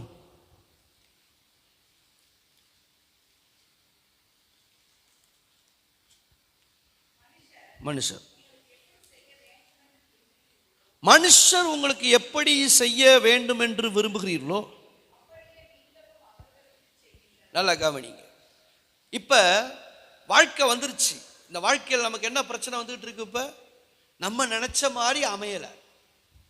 நம்ம நினைச்ச மாதிரி அமையலை. இப்போ ஒரு உதாரணம் சொல்றேனே. இப்போ ஒரு வீட்டுக்காருக்கு என்ன நினைப்பு வரும்? எப்போவுமே வீடு நீட்டா இருக்கணும். ஒரு வீடு நீட்டா இருக்கணும், கிச்சனா நீட்டா இருக்கணும். வீட்டுக்குள்ள வரும்போது பார்க்கும்போது எல்லாம் ரொம்ப நிறைவா நீட்டா இருக்கணும் அப்படிங்கிறது ஒரு ஒரு கணவனுடைய எதிர்பார்ப்பு. இப்போ மனைவி என்ன பண்ணிடுவாங்க? இதுக்கு ஆப்போசிட்டா இருப்பாங்க. அவங்க நீட்டாவே இருக்க மாட்டாங்க. எங்க பார்த்தாலும் துணி கிடக்கும், பார்க்குற பக்கம்லாம் துணி கிடக்கும், அப்படியே ஒற்றை, அப்படியே டைவ் அடிக்கும், மேலே மேலே இங்கேயும் ஒற்றை டைவ் அடிக்கும். இப்போ இவருக்கு என்ன ஆகும் அப்படின்னா எரிச்சல் வரும். நம்ம நீட்டா இருக்கணும்னு விரும்புகிறோம், ஆனால் இவ பாரு இந்த வீட்டை நீட்டாவே வச்சுக்கல. எங்க பார்த்தாலும் துணி கிடக்குது, ஹாலில் பார்த்தா துணி கிடக்குது, கட்டிலில் பார்த்தா துணி கிடக்குது, சோபாவில் பார்த்தா துணி கிடக்குது, கிச்சனில் கூட கிடக்குதப்பா துணி. அதனால தான் சொல்கிறேன், நான் தேவ சித்தம் இல்லாமல் அவளை கல்யாணம் பண்ணிட்டேன், அதனால தான் எனக்கு இவ்வளவு போராட்டம். அப்படி நினைக்காம இப்போ என்ன செய்ய வேண்டியிருக்குது? நம்ம ஏற்கனவே திருமணம் ஆகிட்டோம். இப்போ என்ன செய்ய வேண்டியிருக்கு அப்படின்னா, பிறர் உங்களுக்கு என்ன செய்ய வேண்டும் என்று விரும்புகிறீர்களோ அதை என்ன செய்யணும்? இப்போ கொஞ்சம் பொறுத்து, கொஞ்சம் தாங்கி நீங்களே அதை செய்யுங்கள். நான் சொல்றது உங்களுக்கு புரியுதா? இப்போ என்ன விஷயம்? உங்க மனைவி எப்படி உங்க வீட்டை வச்சுக்கணும்னு நினைக்கிறீங்களோ அவங்க வைக்க தவறிட்டாங்க. இப்போ மறுபடியும் அதெல்லாம் மாற்ற முடியாது. இப்போ அவங்க வைக்கல, அவங்களுக்கு அது அந்த ஹேபிட்டே வரமாட்டேங்குது. ஆனால் அவங்ககிட்ட இன்னொரு விஷயத்தை புரிஞ்சுக்கணும். அவங்கள்ட்ட இந்த ஒரு ஹேபிட் இருக்காது, ஆனால் வேற ஹேபிட் இருக்கும். என்ன ஹேபிட்? உங்கள்கிட்டே இல்லாத ஒரு நல்ல ஹேபிட் அவங்கள்ட்ட இருக்கும். உங்ககிட்ட இல்லாத நல்ல ஹேபிட் உங்க கணவர்கிட்ட இருக்கும். சில வீடுகளில் நீங்க பார்த்தீங்கன்னு சொன்னா சில பெண்கள் எதிர்பார்ப்பாங்க தான் வீட்டுக்காரரை எப்படி இருக்கணும். ஒரு நல்ல ஒரு கணவன் என்றால் நல்ல ஆளுமை திறன் இருக்க வேண்டும். ஒரு ஆளுமை திறன் எல்லா மனைவிகளும் எதிர்பார்க்கிறது. ஒரு கணவன் நல்ல ஆளுமை திறன் உள்ளவராக இருக்கணும், ஒரு மேனேஜிங் பண்றவரா, ஒரு எல்லா விதத்தையும் கையாளுகிறவராக இருக்கணும் அப்படின்னு சொல்லி பெண்கள் எதிர்பார்ப்பாங்க. இப்போ உதாரணத்துக்கு ஒருத்தர் அப்படி இல்லைன்னு வச்சுக்கோங்க, அவருக்கு அப்படி ஒரு கெப்பாசிட்டியே இல்லை. எங்கிட்டு போனாலும் கடன் வாங்கிட்டு வந்துடுறாரு, கடனை கட்ட மாட்டேங்கிறாரு, அப்படிங்கிற ஒரு பிரச்சனை இருக்குன்னு வச்சுக்கோங்களேன். நம்ம என்ன செய்ய, அதுக்காக கையா போய் சண்டை ஓடக்கூடாது. அது இல்லைன்னு தெரிஞ்ச பிறகு அதை சரி பண்ணி அந்த பொறுப்பை நீங்க எடுக்க வேண்டும். அதுக்காக ரெண்டு பேரும் சண்டை போட்டு நடந்தா குடும்பம் என்ன ஆகும், பிரச்சனை ஆயிரும். ஆனா அவருக்கு ஒண்ணுமே இல்லைன்னு நினைச்சிடக்கூடாது. அவர் நல்ல பொறுப்பா இருப்பார். மற்ற விஷயங்கள்ல எந்த விஷயத்துல பொறுப்பா இருக்கிறாரோ அந்த பொறுப்பை அவரை செய்ய விடணும். அந்த பொறுப்பை செய்ய விடணும். வசனம் சொல்லுது, நீங்கள் எவைகளை செய்ய வேண்டும் என்று விரும்புகிறீர்களோ, அப்படின்னா நீங்கள் எவைகளை மற்றவரிடத்தில் எதிர்பார்க்கிறீர்களோ அவைகளை நீங்களே செய்தீங்கள். அல்லேலூயா. இப்படி நீங்க செஞ்சீங்கன்னா அந்த குடும்பத்தில் என்ன வராதுங்க, பிரச்சனை வராது. காலத்துக்கு அவங்களே செய்யணும், காலத்துக்கு அவங்களே செய்யணும் போராடக்கூடாது. நான் இருக்கிறேன்னா என் வீடு சரியில்லை அப்படின்னு சொன்னா என் மனைவியவே நான் நீ இப்படிதான் செய்யணும் இப்படிதான் செய்யணும் இப்படிதான் செய்யணும்னு சொல்லி போராடுறதை விட்டுட்டு நான் அந்த வேலையை எடுத்துடணும். நான் அந்த வேலையை செய்ய ஆரம்பிச்சிடணும். நான் அந்த வேலையை செய்ய ஆரம்பிச்சிடணும்னா நான் அந்த வேலையை செய்யும் போது வீடு என்னவாக மாறிடும், சுத்தமாக மாறிடும், பிரச்சனை தீந்துரும். இப்படித்தான் ஆண்டவருடைய வசனம் ஒருவருக்கு ஒருவர். இன்னொரு வசனத்தை வாசிக்கிறேன். எபேசியர் புஸ்தகம் 4வது அதிகாரம் 32வது வசனத்துல, எபேசியர் 4:32, அன்றியும் அப்படியா, எபேசியர் 4, ஒருவருக்கு ஒருவர் தயவாயும் மன உருக்கமாயும் இருந்து கிறிஸ்துவுக்குள் தேவன் உங்களுக்கு மன்னித்தது போல. ஒரு குடும்பத்துக்குள்ள மன்னிப்புங்கிற ஒண்ணு இருக்கணுங்க. உங்க குடும்பம் நல்லா இருக்கணும்னா மன்னிப்புங்கிற ஒண்ணு, ஒரு பூ, மல்லிகைப்பூ வாங்குறோம், ரோஜா பூ வாங்குறோம், கனகாம்பர பூ வாங்குறோம், பிச்சி பூ வாங்குறோம், என்னென்ன பூவெல்லாம் வாங்குறோம். நான் சொல்றேன், மன்னிப்புங்கிற ஒரு பூவையும் வாங்கி வச்சுக்கோங்க உங்க வீட்டுக்குள்ள. என்ன பூ? மன்னிப்பு.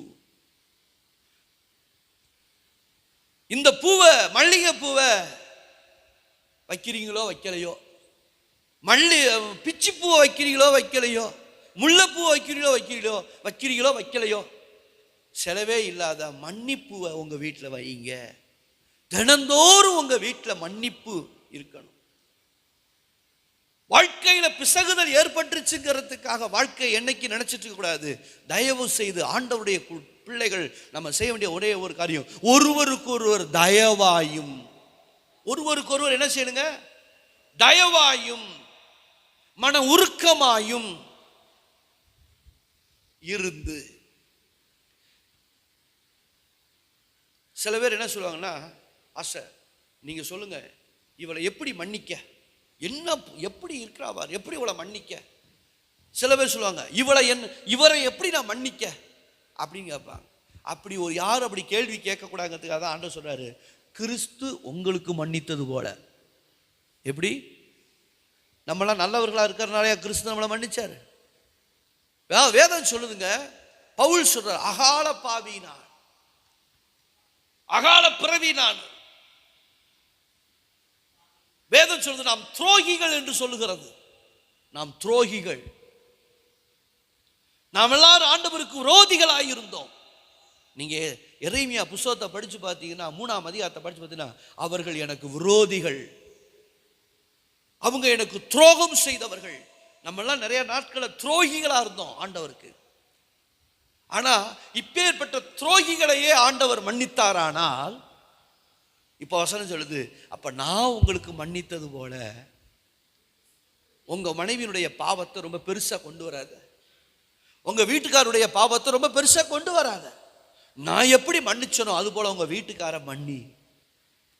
நான் எப்படி மன்னிச்சனோ அது போல உங்க மனைவியை மன்னியுங்கள்.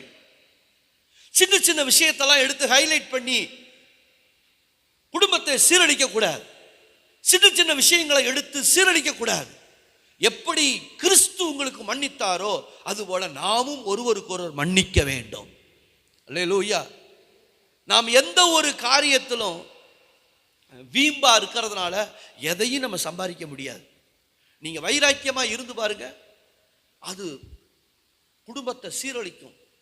பிள்ளைகள் மன உளைச்சல் அடைவார்கள். பிள்ளைகள் டிப்ரெஷன் ஆவாங்க. நீங்க கணவன் மனைவி சண்டை போட்டுட்டு இருந்தீங்கன்னா பிள்ளைகள் பாதிக்கப்படுவார்கள். பிள்ளைகளுடைய மனநலம் பாதிக்கப்படும். இதை நீங்கள் கருத்திலே புரிந்து கொண்டு, விசுவாச பிள்ளைகளே, நீங்கள் உங்கள் வாழ்க்கையில உங்களுடைய வழிகளை சரிப்படுத்தும்படி கேட்கிறேன். அல்லேலூயா. எத்தனை பேருக்கு நான் சொல்றது உங்களுக்கு புரியுது? நான் சொல்றது உங்களுக்கு புரியுதா? உங்க மனைவியினுடைய தவறுகளை பெரிய விஷயம் எடுக்காதீங்க. உங்க கணவனுடைய தவறுகளை பெரிய விஷயம். தவறு என்று சொன்னால் உங்களுக்கே தெரியும் உங்க வீட்டில் இருக்கிற பிரச்சனை என்னங்கிறது. நான் அதை பெருசா சொல்ல விரும்பல. உங்க வீட்டுக்குள்ள இருக்கிற பிரச்சனையை நீ தயவு செய்து மன்னிங்க. அதுக்காக எங்க வீட்டுக்கார தண்ணி அடிச்சுக்கிட்டே இருக்காரு பாஷ, நான் மன்னிச்சுக்கிட்டே இருக்கிறதா? நான் சொல்றேன், நீங்க வீட்டுக்கார தண்ணி அடிக்கிற வீட்டுக்காரர்கிட்ட போய் நீங்க சண்டை போறதுனால அவரை திருத்தவே முடியாது. சண்டை போறதுனால திருத்த முடியாது. சில பேர் உபதேசம் பண்ணுவாங்க, அதுவும் திருத்த முடியாது. சில காரியங்களை ஜெபத்துல தான் சரி பண்ண முடியும். அல்லேலூயா. சில பேர் என்ன பண்ணுவாங்க, குடிக்கிறாருங்கிற காரணத்தினால வீட்டுக்காரர் மேல வெறுப்பை காட்டுவாங்க. அந்த வெறுப்பு இன்னும் தான் அவங்கள குடிகாரனா ஆக்குமே ஒழிய, நீங்க வெறுப்பை காட்டுறதுனால அவங்க திருந்த மாட்டாங்க. அந்த வெறுப்பு இன்னும் வெறுப்பாகத்தான் மாறும். அந்த வெறுப்பு என்னவா மாறி? எரிச்சலாக மாறும். எரிச்சல் கோபமாக மாறும். கோபம் பாவத்துக்குள்ள கொண்டு வரும். குடும்பத்துக்குள்ள கணவன் மனைவியுடைய புரிதல் ரொம்ப அவசியம். ஒரு கணவனுக்கு தான் மனைவியை பற்றி 100% தெரிஞ்சிருக்கணும். என் மனைவிக்கு இது சொன்னா இது பிடிக்குமா பிடிக்காதா, இது பிடிக்குமா பிடிக்காதா, இந்த புரிதல். எதை புரிஞ்சுக்கிறீங்களோ இல்லையோ, ஒரு கணவன் மனைவியை புரிஞ்சுக்கணும், ஒரு மனைவி கணவனை புரிஞ்சுக்கணும். 100% புரிஞ்சுக்கணும். இப்ப வீட்டுக்கார் வர்றார், வெளியில போயிட்டு வர்றாருன்னா வந்தோனி அவருக்கு என்ன கொடுக்கணும்? வந்தோனியுமே அவர் என்ன எதிர்பார்த்து வருவார் அப்படின்னா, வந்தோனி தண்ணி கொடுக்கணும் அப்படிங்கிறது ஒரு இயல்புன்னு வச்சுக்கோங்க. எங்க வீட்டுக்கார் வந்தோனி இந்த தண்ணி தான் கேட்பார். அந்த தண்ணியை நான் ஒரு செம்பு தண்ணியை அவருக்கு கொடுக்கணும் அப்படின்னு தெரிஞ்சுக்கிட்டு தண்ணியை கொடுக்காம வீட்டுக்கார் வர்ற நேரம் அப்படியே போனை வச்சு பேசிக்கிட்டு, இந்த தண்ணி படத்துல இருக்கு, மோந்து குடிங்க,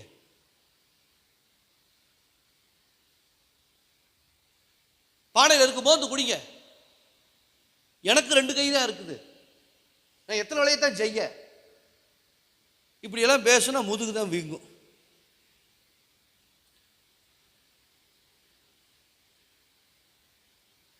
அதுக்காக அடிக்கிறது நியாயம்னு சொல்ல மாட்டேன், அடிக்கிறது பாவம்.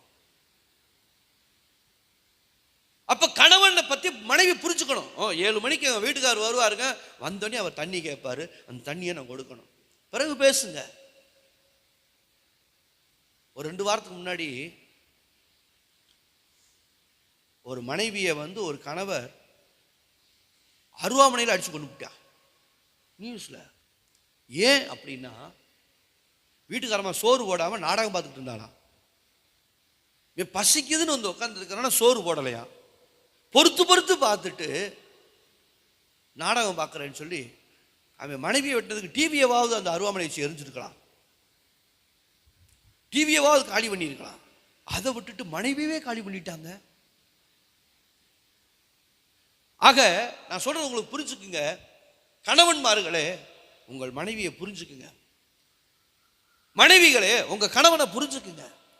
யாரையோ புரிஞ்சு என்ன செய்ய போறோம்? சில பேர் நம்ம வீட்டை விட்டுருவான், அடுத்த வீட்டில் இன்னாரு பாருங்களேன், அவன் வண்டியில் வருவா பாருங்க. அடுத்த வீட்டை புரிஞ்சு என்ன செய்ய போறோம்? இந்த அம்மா அடிக்கடி இந்த வண்டியில் போதுங்க. நம்ம வீட்டு விஷயத்தை நிறைய பேர் பார்க்கறத விட்டுட்டு அடுத்த வீட்டு விஷயத்தை தான் நம்ம அதிகமாக பார்த்து பழகியாச்சு. தயவு செய்து நாம் அடுத்த வீட்டு காரியத்தில் நம்ம கவனத்தை கொண்டு போகாமல் நம்முடைய கழுதையை நாம் ஓட்ட வேண்டும். அல்லேலூயா. இன்னைக்கு என் கணவர் என்ன செய்யறார், என் மனைவி என்ன செய்யறாங்க, என் மனைவிக்கு பிடிச்சது என்ன? இப்போ உதாரணம் சொல்றேனே, ஏன்னா நான் எதையுமே கற்பனையாக சொன்னால் உங்களுக்கு புரியதை விட நான் எங்கள் வாழ்க்கையில் இருக்கிறத ஒன்று சொல்கிறேன். என் மனைவிக்கு ஒரு குணம் பிடிக்காது. நான் என்ன வேணாலும் நான் உபதேசம் பண்ணலாம், என்ன வேணாலும் நான் சொல்லலாம். ஆனால் தனியாக இருக்கும்போது தான் சொல்லணும். யார் இருக்கும்போது சொன்னால் பிடிக்காது. கேட்டு பாருங்க, நான் புரிஞ்சுக்கிட்டேன். அதனால் நான் ஏதாவது சத்தம் போடுறதா இருந்தாலும், ஏதாவது ஒரு காரியத்தை கரெக்ட் பண்ணுறதா இருந்தாலும், யாராவது இருக்கும்போது நான் சொன்னேன்னா சுத்தமே பிடிக்காது. இப்போ அதனால் என்ன பண்ணுவேன், யாரும் இல்லாத நேரத்தில் சொல்லுவேன், நீ ஏன் இப்படி பண்ணுற அப்படி சொன்னால் ஏற்றுக்குவாங்க. ஆனால் யாரையாவது ஒரு 4 பேர்த்த வச்சுக்கிட்டு சொன்னேன்னு வச்சுக்க, குறை சொன்னேன்னு வச்சுக்கோங்க, அன்னைக்கு என் தலை உருண்டுச்சு. அப்போ நான் புரிஞ்சுக்கிட்டோம், இப்படி தான் நம்ம மனைவி. நான் ஒரு உதாரணத்தை சொல்கிறேன், என் குடும்பத்தை வச்சே சொல்ல முடியும். ஏன்னா நான் சரியாக என் குடும்பத்தை நடத்தினா தான் நான் சபையை நடத்த முடியும். என் குடும்பத்தை, இந்த சபையை நடத்துறதுக்குரிய ஒரு குவாலிஃபிகேஷன் எனக்கு எது தெரியுங்களா? என் குடும்பத்தை சரியாக நடத்துறது தான். என் குடும்பத்தை நான் சரியாக நடத்தாமல் நான் உங்களுக்கு உபதேசம் பண்ண முடியாது. அன்பா, நாங்கள் அன்பா வாழ்ந்து காட்டணும். மன்னிப்பா, நாங்கள் ஒருத்தருக்கு ஒருத்தர் மன்னிச்சு வாழ்ந்து காட்டணும். விட்டு கொடுக்கிறதா, நாங்கள் விட்டு கொடுத்து வாழ்ந்து காட்டணும். தயவு பாராட்டுறதா, நாங்கள் 2 பேரும் விட்டு கொடுத்து வாழ்ந்து காட்டணும், தயவு பாராட்டி காட்டணும். அப்ப வசனம் சொல்லுது, ஒருவன் தன் சொந்த குடும்பத்தை நடத்த அறியாது இருக்கிறவன் தேவனுடைய சபையை எப்படி விசாரிப்பான்? அப்ப நாங்க இந்த குடும்பத்தை, நம்ம எல்லா குடும்பத்துக்கு முன்பதாக நாங்க யோக்கியமா இருக்க விரும்புகிறோம். நாங்க யோக்கியமா இருக்க விரும்புகிறோம். அதனால தேவனுடைய பிள்ளைகளே, குடும்பத்தில் எப்பொழுதும் கணவனை புரிந்த ஒரு மனைவி இருக்க வேண்டும், மனைவியை புரிந்த ஒரு கணவன் இருக்க வேண்டும். 2 பேரும் சேர்ந்து பிள்ளைகளை புரிந்திருக்க வேண்டும். 2 பேரும் பிள்ளைகளை புரிஞ்சிருக்கணும். சில குடும்பத்தில் இயல்பாகவே பெண் பிள்ளைகள் அப்பா பாசமாக இருப்பாங்க, இது இயல்பு. ஆண் பிள்ளைகள் அம்மா பாசமாக இருப்பாங்க.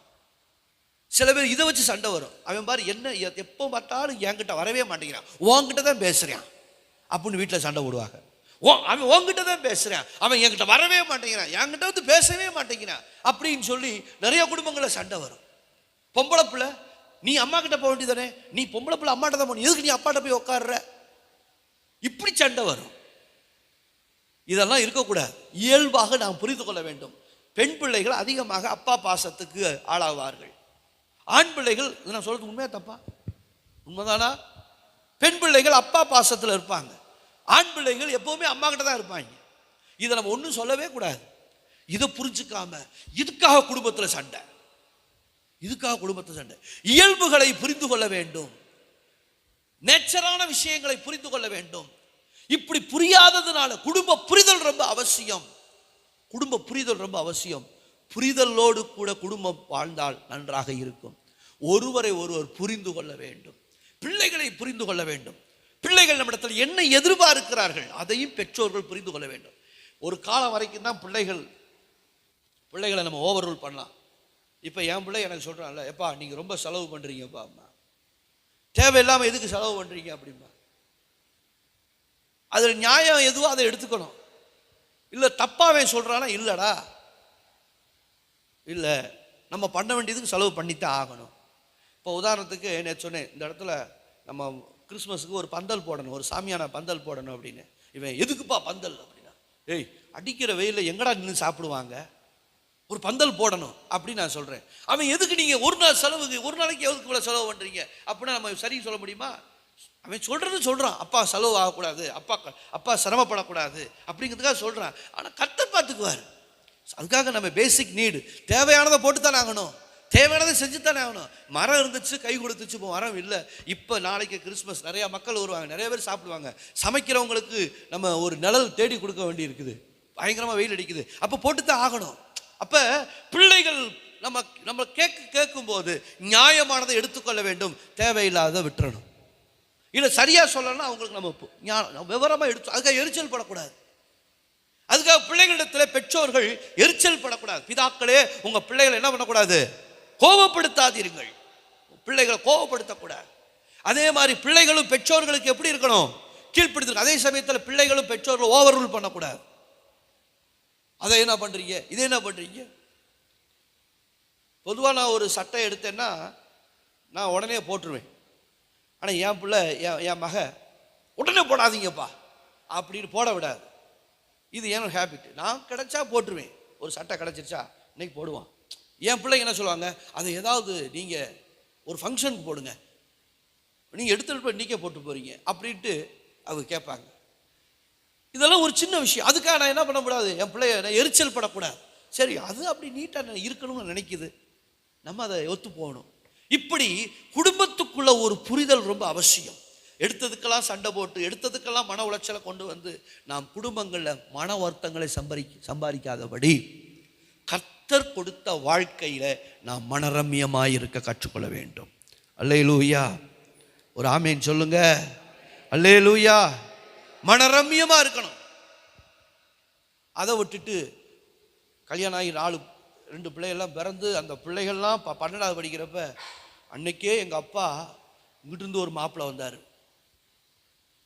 இங்கிட்டு திருத்தங்கள்லேருந்து ஒரு மாப்பிள்ளை வந்துச்சு, இங்கிட்டு சிவகாசிலேருந்து ஒரு மாப்பிள்ளை வந்துச்சு. எல்லாம் வேணான்ட்டு கழுதை ஒன்னே வந்து என்னை கட்டி வச்சிட்டாரியா அப்படின்னு காலம் போன கடைசியில் சொல்லிட்டு இருக்கலாமா? அந்த கதையை சொல்லலாமா? இதெல்லாம் சொல்லக்கூடாது. போனது போயிடுச்சு, பாஸ் டு பாஸ், கடந்தது கடந்துருச்சு. இப்போ போய் உட்காந்துட்டு அன்னைக்கு திருத்தங்கள்லேருந்து வர்ற மாப்பிள்ளை, அன்னைக்கு திருச்செந்தூர்லேருந்து வர்ற மாப்பிள்ளை இப்போ நினச்சி என்ன செய்ய? கடைசியில் அந்தந்த எல்லா மாப்பிள்ளையும் பார்த்து உனக்கு வந்து விழுந்திருக்கேன் பாரு, தருதலை அப்படின்னா நம்ம குடும்பத்தில் என்ன பண்ணக்கூடாது, வாழ்க்கையில் கிடைத்த வாழ்க்கையில் திருப்தியாக இருக்க வேண்டும். அல்லேலூயா. சில பேர் பார்த்தீங்கன்னா வாழ்க்கையில் நிறைய பேர் கம்பேர் பண்ணா, இந்த பத்தியா அவங்கள பார்த்தீங்களா, அவள் பாரு எப்படி தான் வீட்டுக்காரன் தான் கையில் முந்தியில் முடிச்சு வச்சிருக்கா பாரு, அப்படி இருக்கணும் அப்படின்னு சொல்லி அடுத்தவங்களை கம்பேர் பண்ணி வாழ்க்கை வாழக்கூடாது. நான் சொல்றது உங்களுக்கு புரியுதா? அடுத்தவங்களுடைய குடும்பத்தை மேற்கோள் காட்டி, அவர் பாரு அவங்க வீட்டில் நல்லா வாசம் கூட்டுறார், நீ வாசம் கூட்டுறியா ஐயா? நல்லா வாசம் கூட்டுறார். அவர் பாரு வீட்டில் இருக்க துணியெல்லாம் சோப்பு போடுறார், நீ சோப்பு போடுறியா? இப்படிலாம் சொல்லக்கூடாது. அவர் வெளியிலையும் சோப்பு போடுவார், வீட்டுக்குள்ளே விழுப்பாரு, அதுக்கு என்ன செய்ய?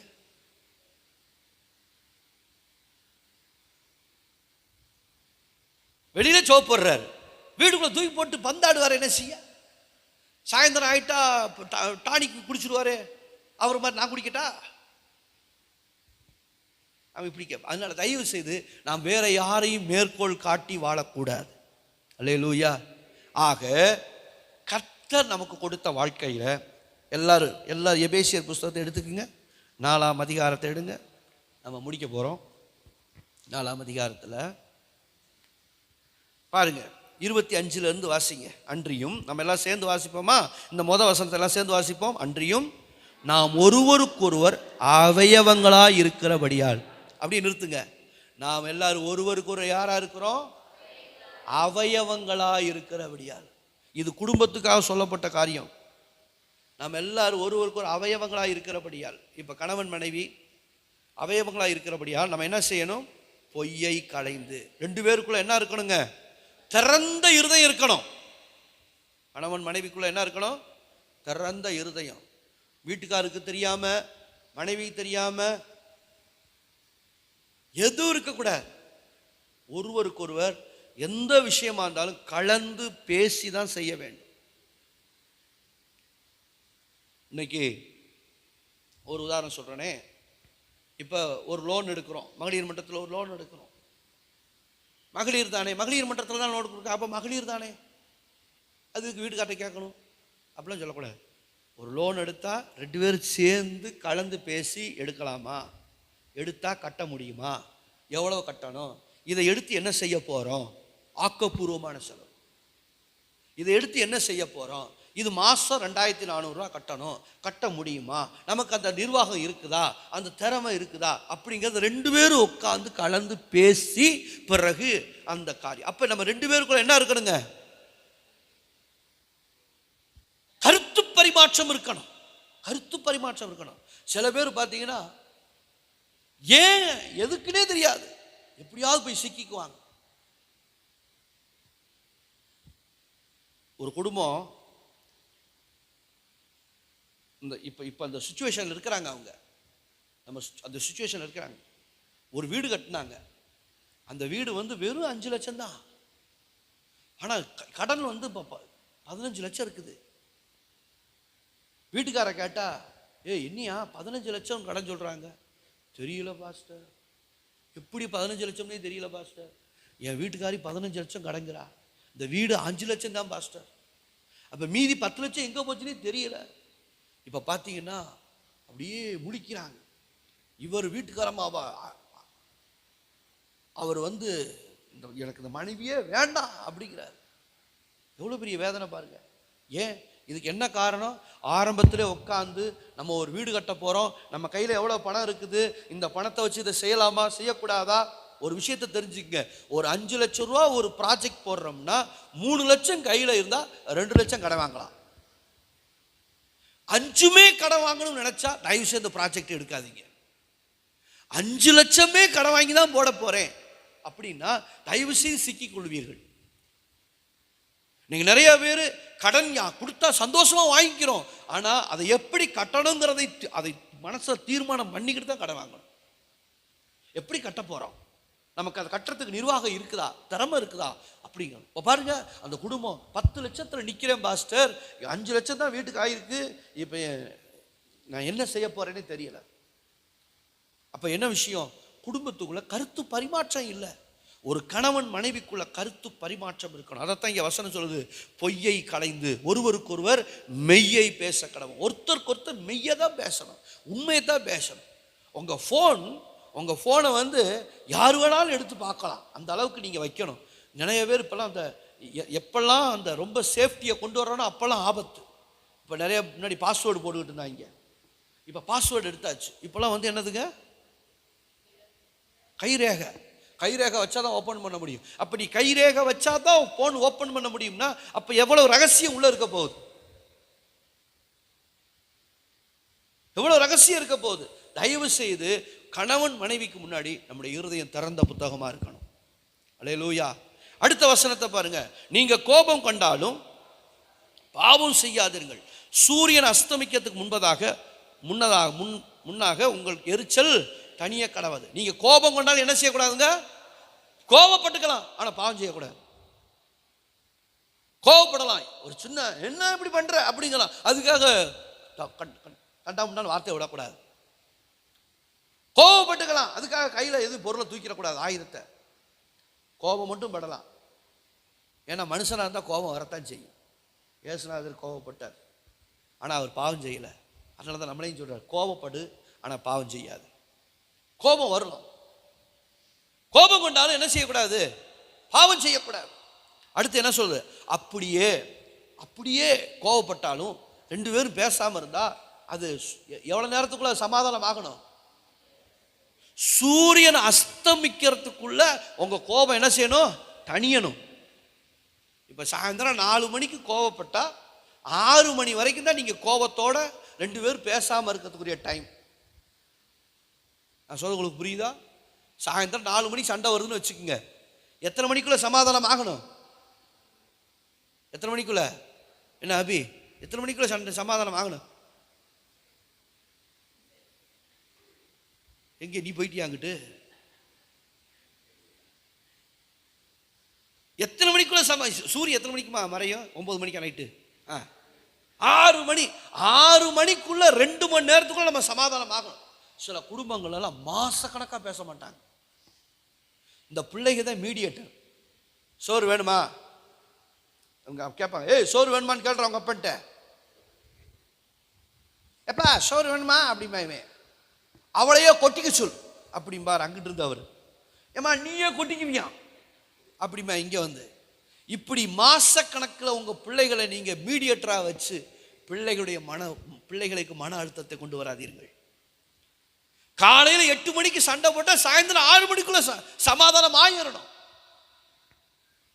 சூரியன் அஸ்தமிக்கிறதுக்கு முன்னால உங்க கோபம் தணியணும். இதுதான் குடும்பம். சும்மா மாச கணக்குல சில பேர் கோபத்தை சோத்துல காட்டியா சோத்தை எத்தி விடுவான். அப்புறம் போக வேண்டியதை பஸ் ஸ்டாண்ட்ல போட்டு தர்மம் பண்ணுங்க ஐயான்ட்டு. உன் கோபத்தை எதுலையும் காட்டக்கூடாது. நிறைய வீடுகளை நான் பார்த்துருக்கேன், சோத்து தட்டு பறக்கும், சோத்து சட்டியோடய பறக்கும். தயவு செய்து கோபம் கண்டாலும் பாவம் செய்யாதிருங்கள். நம்முடைய கோபம் தணிய வேண்டும். அடுத்த வசனம் பாருங்க. அடுத்து இதெல்லாம் செஞ்ச பிசாசுக்கு இடம் கொடாமலும் இருங்கள். கடைசியில் பாருங்க, கெட்ட வார்த்தை 29ஆம் வசனம், கெட்ட வார்த்தை ஒன்றும் உங்கள் வாயிலிருந்து புறப்பட வேண்டாம். தேவனுடைய பிள்ளைங்க வாயிலிருந்து என்ன வார்த்தை வரக்கூடாதுங்க? கெட்ட வார்த்தை வரக்கூடாது. சில பேர் என்கிட்ட சொல்லுவாங்க, பாஸ்டர் அவர் அப்படி பேசினாரு, விட்டேம்பார் 2 வார்த்தை விட்டு ஓடிட்டார் பாஸ்டர். என்கிட்ட சொல்றது என்ன ஒரு தைரியம்? செய்யறது தப்பு, இதுல ஒரு தாட்டியம் வேற. ஆண்டவர் வாயில கந்தக தள்ளி போட்டுருவார், வாய் புழுபுழுத்து போயிடும். வசனம் சொல்லுது, ஏரோது புழுபுழுத்தி இறந்தான். அதனால நம்ம வாய் நல்ல வாயா இருக்கணும். நம்ம வாயிலால ஒரு நாள் என்ன வார்த்தை வரக்கூடாது? கெட்ட வார்த்தை ஒன்றும் உங்கள் வாயிலிருந்து புறப்பட வேண்டாம். பக்தி விருத்திக்கு ஏதுவான நல்ல வார்த்தை உண்டானால் அதையே கேட்கிறவர்களுக்கு பிரயோஜனம் உண்டாகும்படி பேசுங்கள். பக்தி விருத்திக்கு உண்டானது நல்ல காரியத்தை பேசுங்க. கணவன் மனைவி உட்கார்ந்து நல்ல விஷயத்தை பேசுங்க. பக்தி விருத்திக்கான காரியத்தை பேசுங்க. தேவையில்லாத காரியத்தை பேசாதீங்க. தேவையில்லாத காரியம், அடுத்த வீட்டு காரியம், அடுத்த வீட்டு புரணி, தேவையில்லாத புரணிகள், இதெல்லாம் நம்ம பேசக்கூடாது. வசனம் சொல்லுது. கடைசியில் பார்த்தீங்கன்னா 30ஆம் வசனம், அன்றியும் நீங்கள் மீட்கப்படும் நாளுக்கு என்று முத்திரையாக பெற்ற தேவனுடைய ஆவியை துக்கப்படுத்திடாதீங்க. தேவனுடைய பரிசுத்த ஆவியை துக்கப்படுத்தாதீங்க. இதெல்லாம் நம்ம செஞ்சா துக்கப்படுத்துவோம். அதனால சகல விதமான கசப்பு குடும்பத்துக்குள்ள என்ன இருக்கக்கூடாதுங்க? கசப்பு இருக்கக்கூடாது. அப்புறம் கோபம் இருக்கக்கூடாது. கோபத்துக்கு மூர்க்கத்துக்கு என்னங்க வித்தியாசம்? கோபம்னா என்ன, மூர்க்கம்னா என்ன? வெறித்தனமா வர்றது. சூப்பர். கோபங்கிறது இயல்பு. ஆனா அந்த கோபமே என்ன பண்ணக்கூடாதுங்க? அது வெறித்தனமா வந்துடக்கூடாது, மூர்க்கமா வந்துடக்கூடாது. கோபம், மூர்க்கம். அப்புறம் கூக்குரல் என்னங்க? சில நேரத்தில் வீட்டுக்குள்ள நடக்கிற சண்டையை ஐயோ அம்மா கத்தி ரோட்டு கொண்டாந்துருவாங்க. இருக்கக்கூடாது. இப்படியெல்லாம் இருக்கக்கூடாது. 4 செவுத்துக்குள்ளதான் நம்முடைய பிரச்சனையை, சண்டை வர்றதும் தெரியக்கூடாது, சமாதானமாகவும் தெரியக்கூடாது. எல்லாமே 4 செவுத்துக்குள்ளே முடியணும். அல்லேலூயா. நான் சொல்றது உங்களுக்கு புரியுதா? எல்லாமே எதுக்குள்ளதான் முடியணும்?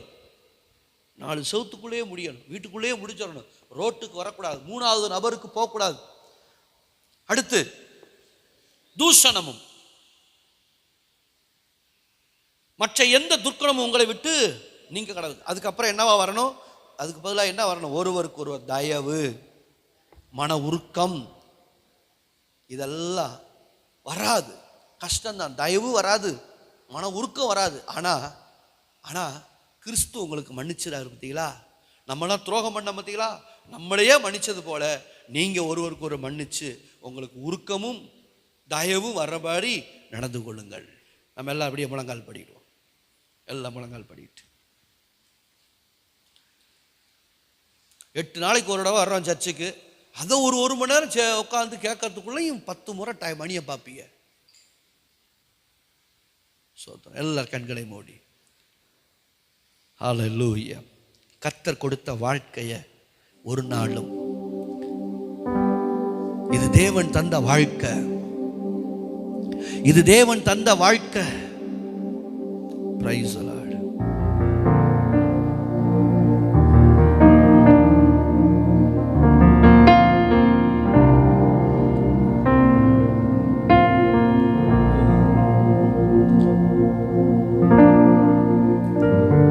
எல்லாரும் ஒரு நிமிஷம். ஒருவேளை நம்முடைய குடும்பத்தில், நாம் குடும்பம் நடத்துறதுல ஒரு தகராறு இருக்குமானால், இன்னைக்கு ஆண்டவர்கிட்ட ஒரு மன்னிப்பு கேட்போம். ஆண்டவர்கிட்ட மன்னிப்பு கேட்போம். இந்த விஷயத்துல எனக்கு பிரச்சனைப்பா,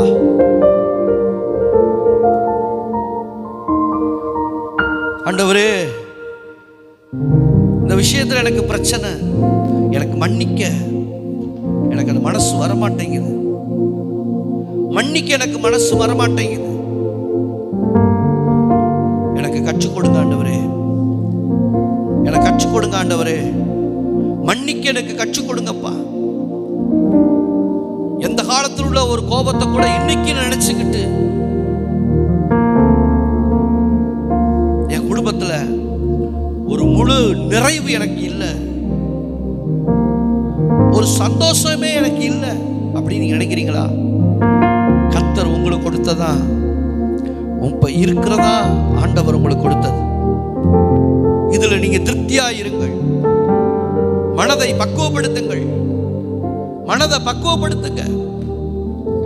கர்த்தர் நம்மோடு கூட பேசுகிறார், ஆண்டவர் நம்மோடு கூட பேசுகிறார்.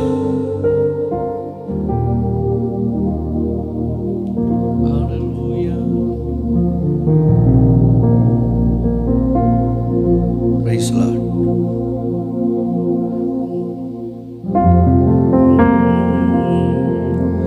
உயர்வும் இல்லை அங்கு தாழ்வும் இல்லை, ஏழை இல்லை பணக்காரன் இல்லை. உயர்வும் இல்லை அங்கு தாழ்வும் இல்லை, ஏழை இல்லை பணக்காரன் இல்லை. ராஜாதி ராஜா இயேசு என்றென்றும் ஆண்டிடுவார். ராஜாதி ராஜா இயேசு என்றென்றும் ஆண்டிடுவார். இயேசுவின் குடும்பம் ஒன்று உண்டு, அன்பு நிறைந்திடும் இடம் உண்டு. இயேசுவின் குடும்பம் உண்டு, அன்பு நிறைந்திடும் இடம் உண்டு. பாவம் இல்லை அங்கு சாபம் இல்லை, வியாதி இல்லை கடும் பசியும் இல்லை. பாவம் இல்லை அங்கு சாபம் இல்லை, வியாதி இல்லை கடும் பசியும் இல்லை. ராஜா ராஜா இயேசு என்றென்றும் ஆண்டிடுவார். ராஜா ராஜா இயேசு என்றென்றும் ஆண்டிடுவார்.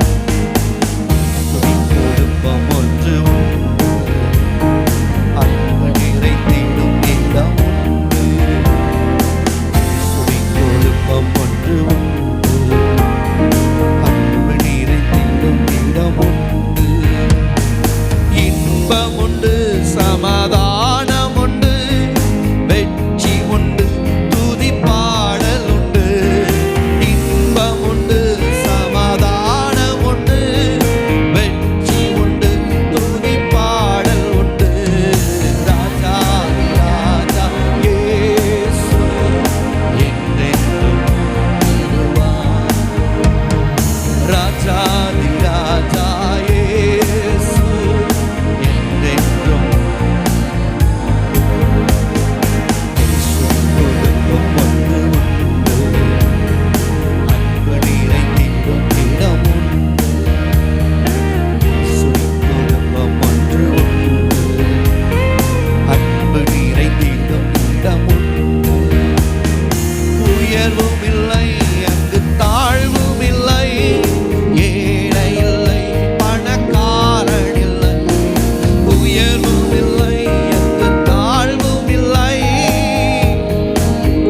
பணக்காரன் இல்லை. ராஜா ராஜா இயேசு என்றென்றும் ஆண்டிடுவார். நம் குடும்பத்தை என்றென்றும் நடத்திடுவார். நம் குடும்பத்தை என்றென்றும் நடத்திடுவார். ராஜாதி ராஜா இயேசு, ராஜாதி ராஜா இயேசு நம் குடும்பத்தை நேர்த்தியாய் நடத்துவார். நம் பாதை முன்பு தவறி இருந்தாலும் இப்பொழுது இருக்கிற வார்த்தையிலே கர்த்தர் நமக்கு இந்த வார்த்தையின்படியே நம் வாழ்க்கையை நேர்த்தியாய் சீரும் சிறப்புமாய் நடத்தி ஆசீர்வதித்து காப்பாற்ற அவர் வல்லவராக இருக்கிறார். ரிகமா ஷபரதி பலஹரதனா ரிபக சப்துனவரஹதியாரதனவனவ.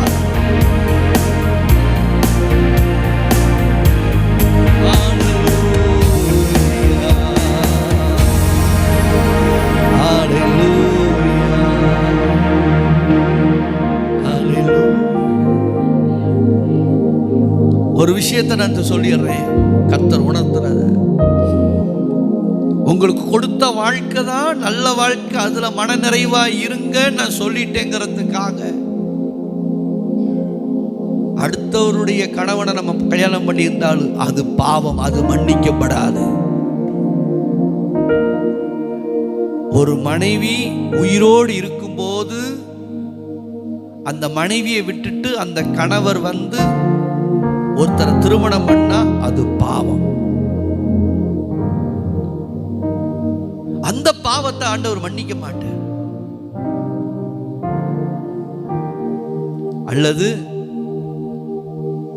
ஒரு கணவனை விட்டுட்டு ஒரு மனைவி வந்து அந்த கணவனை தவிக்க விட்டுட்டு அந்த மனைவி வந்து இன்னொரு கணவரை தேடி வாழ்ந்தா அந்த குடும்பத்தை ஆசீர்வதிப்பார் அப்படின்னு நினைக்க தப்பு.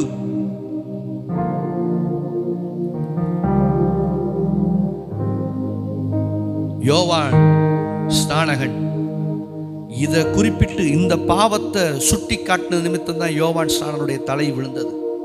அவரெல்லாம் சத்தியத்துக்காக தலை கொடுத்தவர், உண்மைக்காக தலை கொடுத்த மனுஷன் அவர். ஏன்னா இதுல காம்ப்ரமைஸ் ஆக முடியாது, இதுல காம்ப்ரமைஸ் ஆக முடியாது. அதனால தேவனுடைய பிள்ளைகளே, நான் ஒரு வார்த்தை சொன்னதுனால உங்களுக்கு கொடுத்த வாழ்க்கை தான் கர்த்தர் உங்களுக்கு கொடுத்ததுங்கிற கன்ஃபார்ம் அப்படி நான் சொன்னேனே, அதை வச்சு நீங்க தப்பா இடம் போட்டுற கூட. இன்னொருத்தருடைய கணவரை நாம் எடுத்துக்கொண்டால் அது பாவங்கிறத நீங்க புரிச்சுக்கணும். இன்னொருத்தருடைய மனைவி எடுத்துக்கொண்டா பாவங்கிறத புரிச்சுக்கணும். நான் சொன்னதை வைத்து தவறாய் நீங்கள் புரிந்து கொள்ளக்கூடாது. முன்ன உங்களுக்கு கொடுத்த வாழ்க்கை, யாருக்கும் வாழ்க்கப்படாம இருந்து உங்களுக்கு கொடுத்த வாழ்க்கை தான் உங்க வாழ்க்கை. யாருக்கும் வாழ்க்கப்படாம இருந்து உங்களுக்கு நீங்க வந்திருந்தா அதான் உங்களுக்கு வாழ்க்கை. ஏற்கனவே வாழ்க்கப்பட்டவங்களை கொண்டு வந்து நீங்க வச்சுக்கிட்டு அது வாழ்க்கை இல்லை.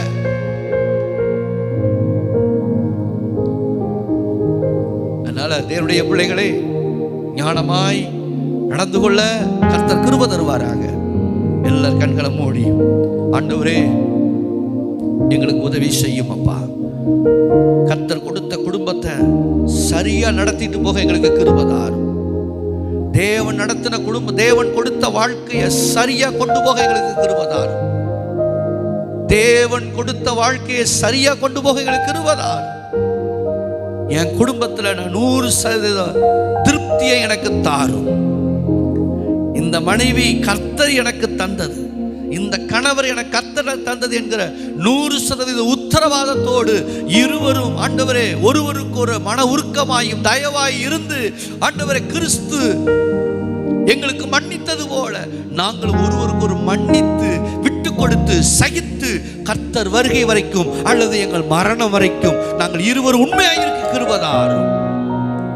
கிருபைதாரும். வசனத்தை கேட்ட எங்களுக்குள்ள அப்படிப்பட்ட பக்தி வரட்டும் ஆண்டவரே. இயேசுவின் நாமத்தில் ஜெபிக்கிறோம்.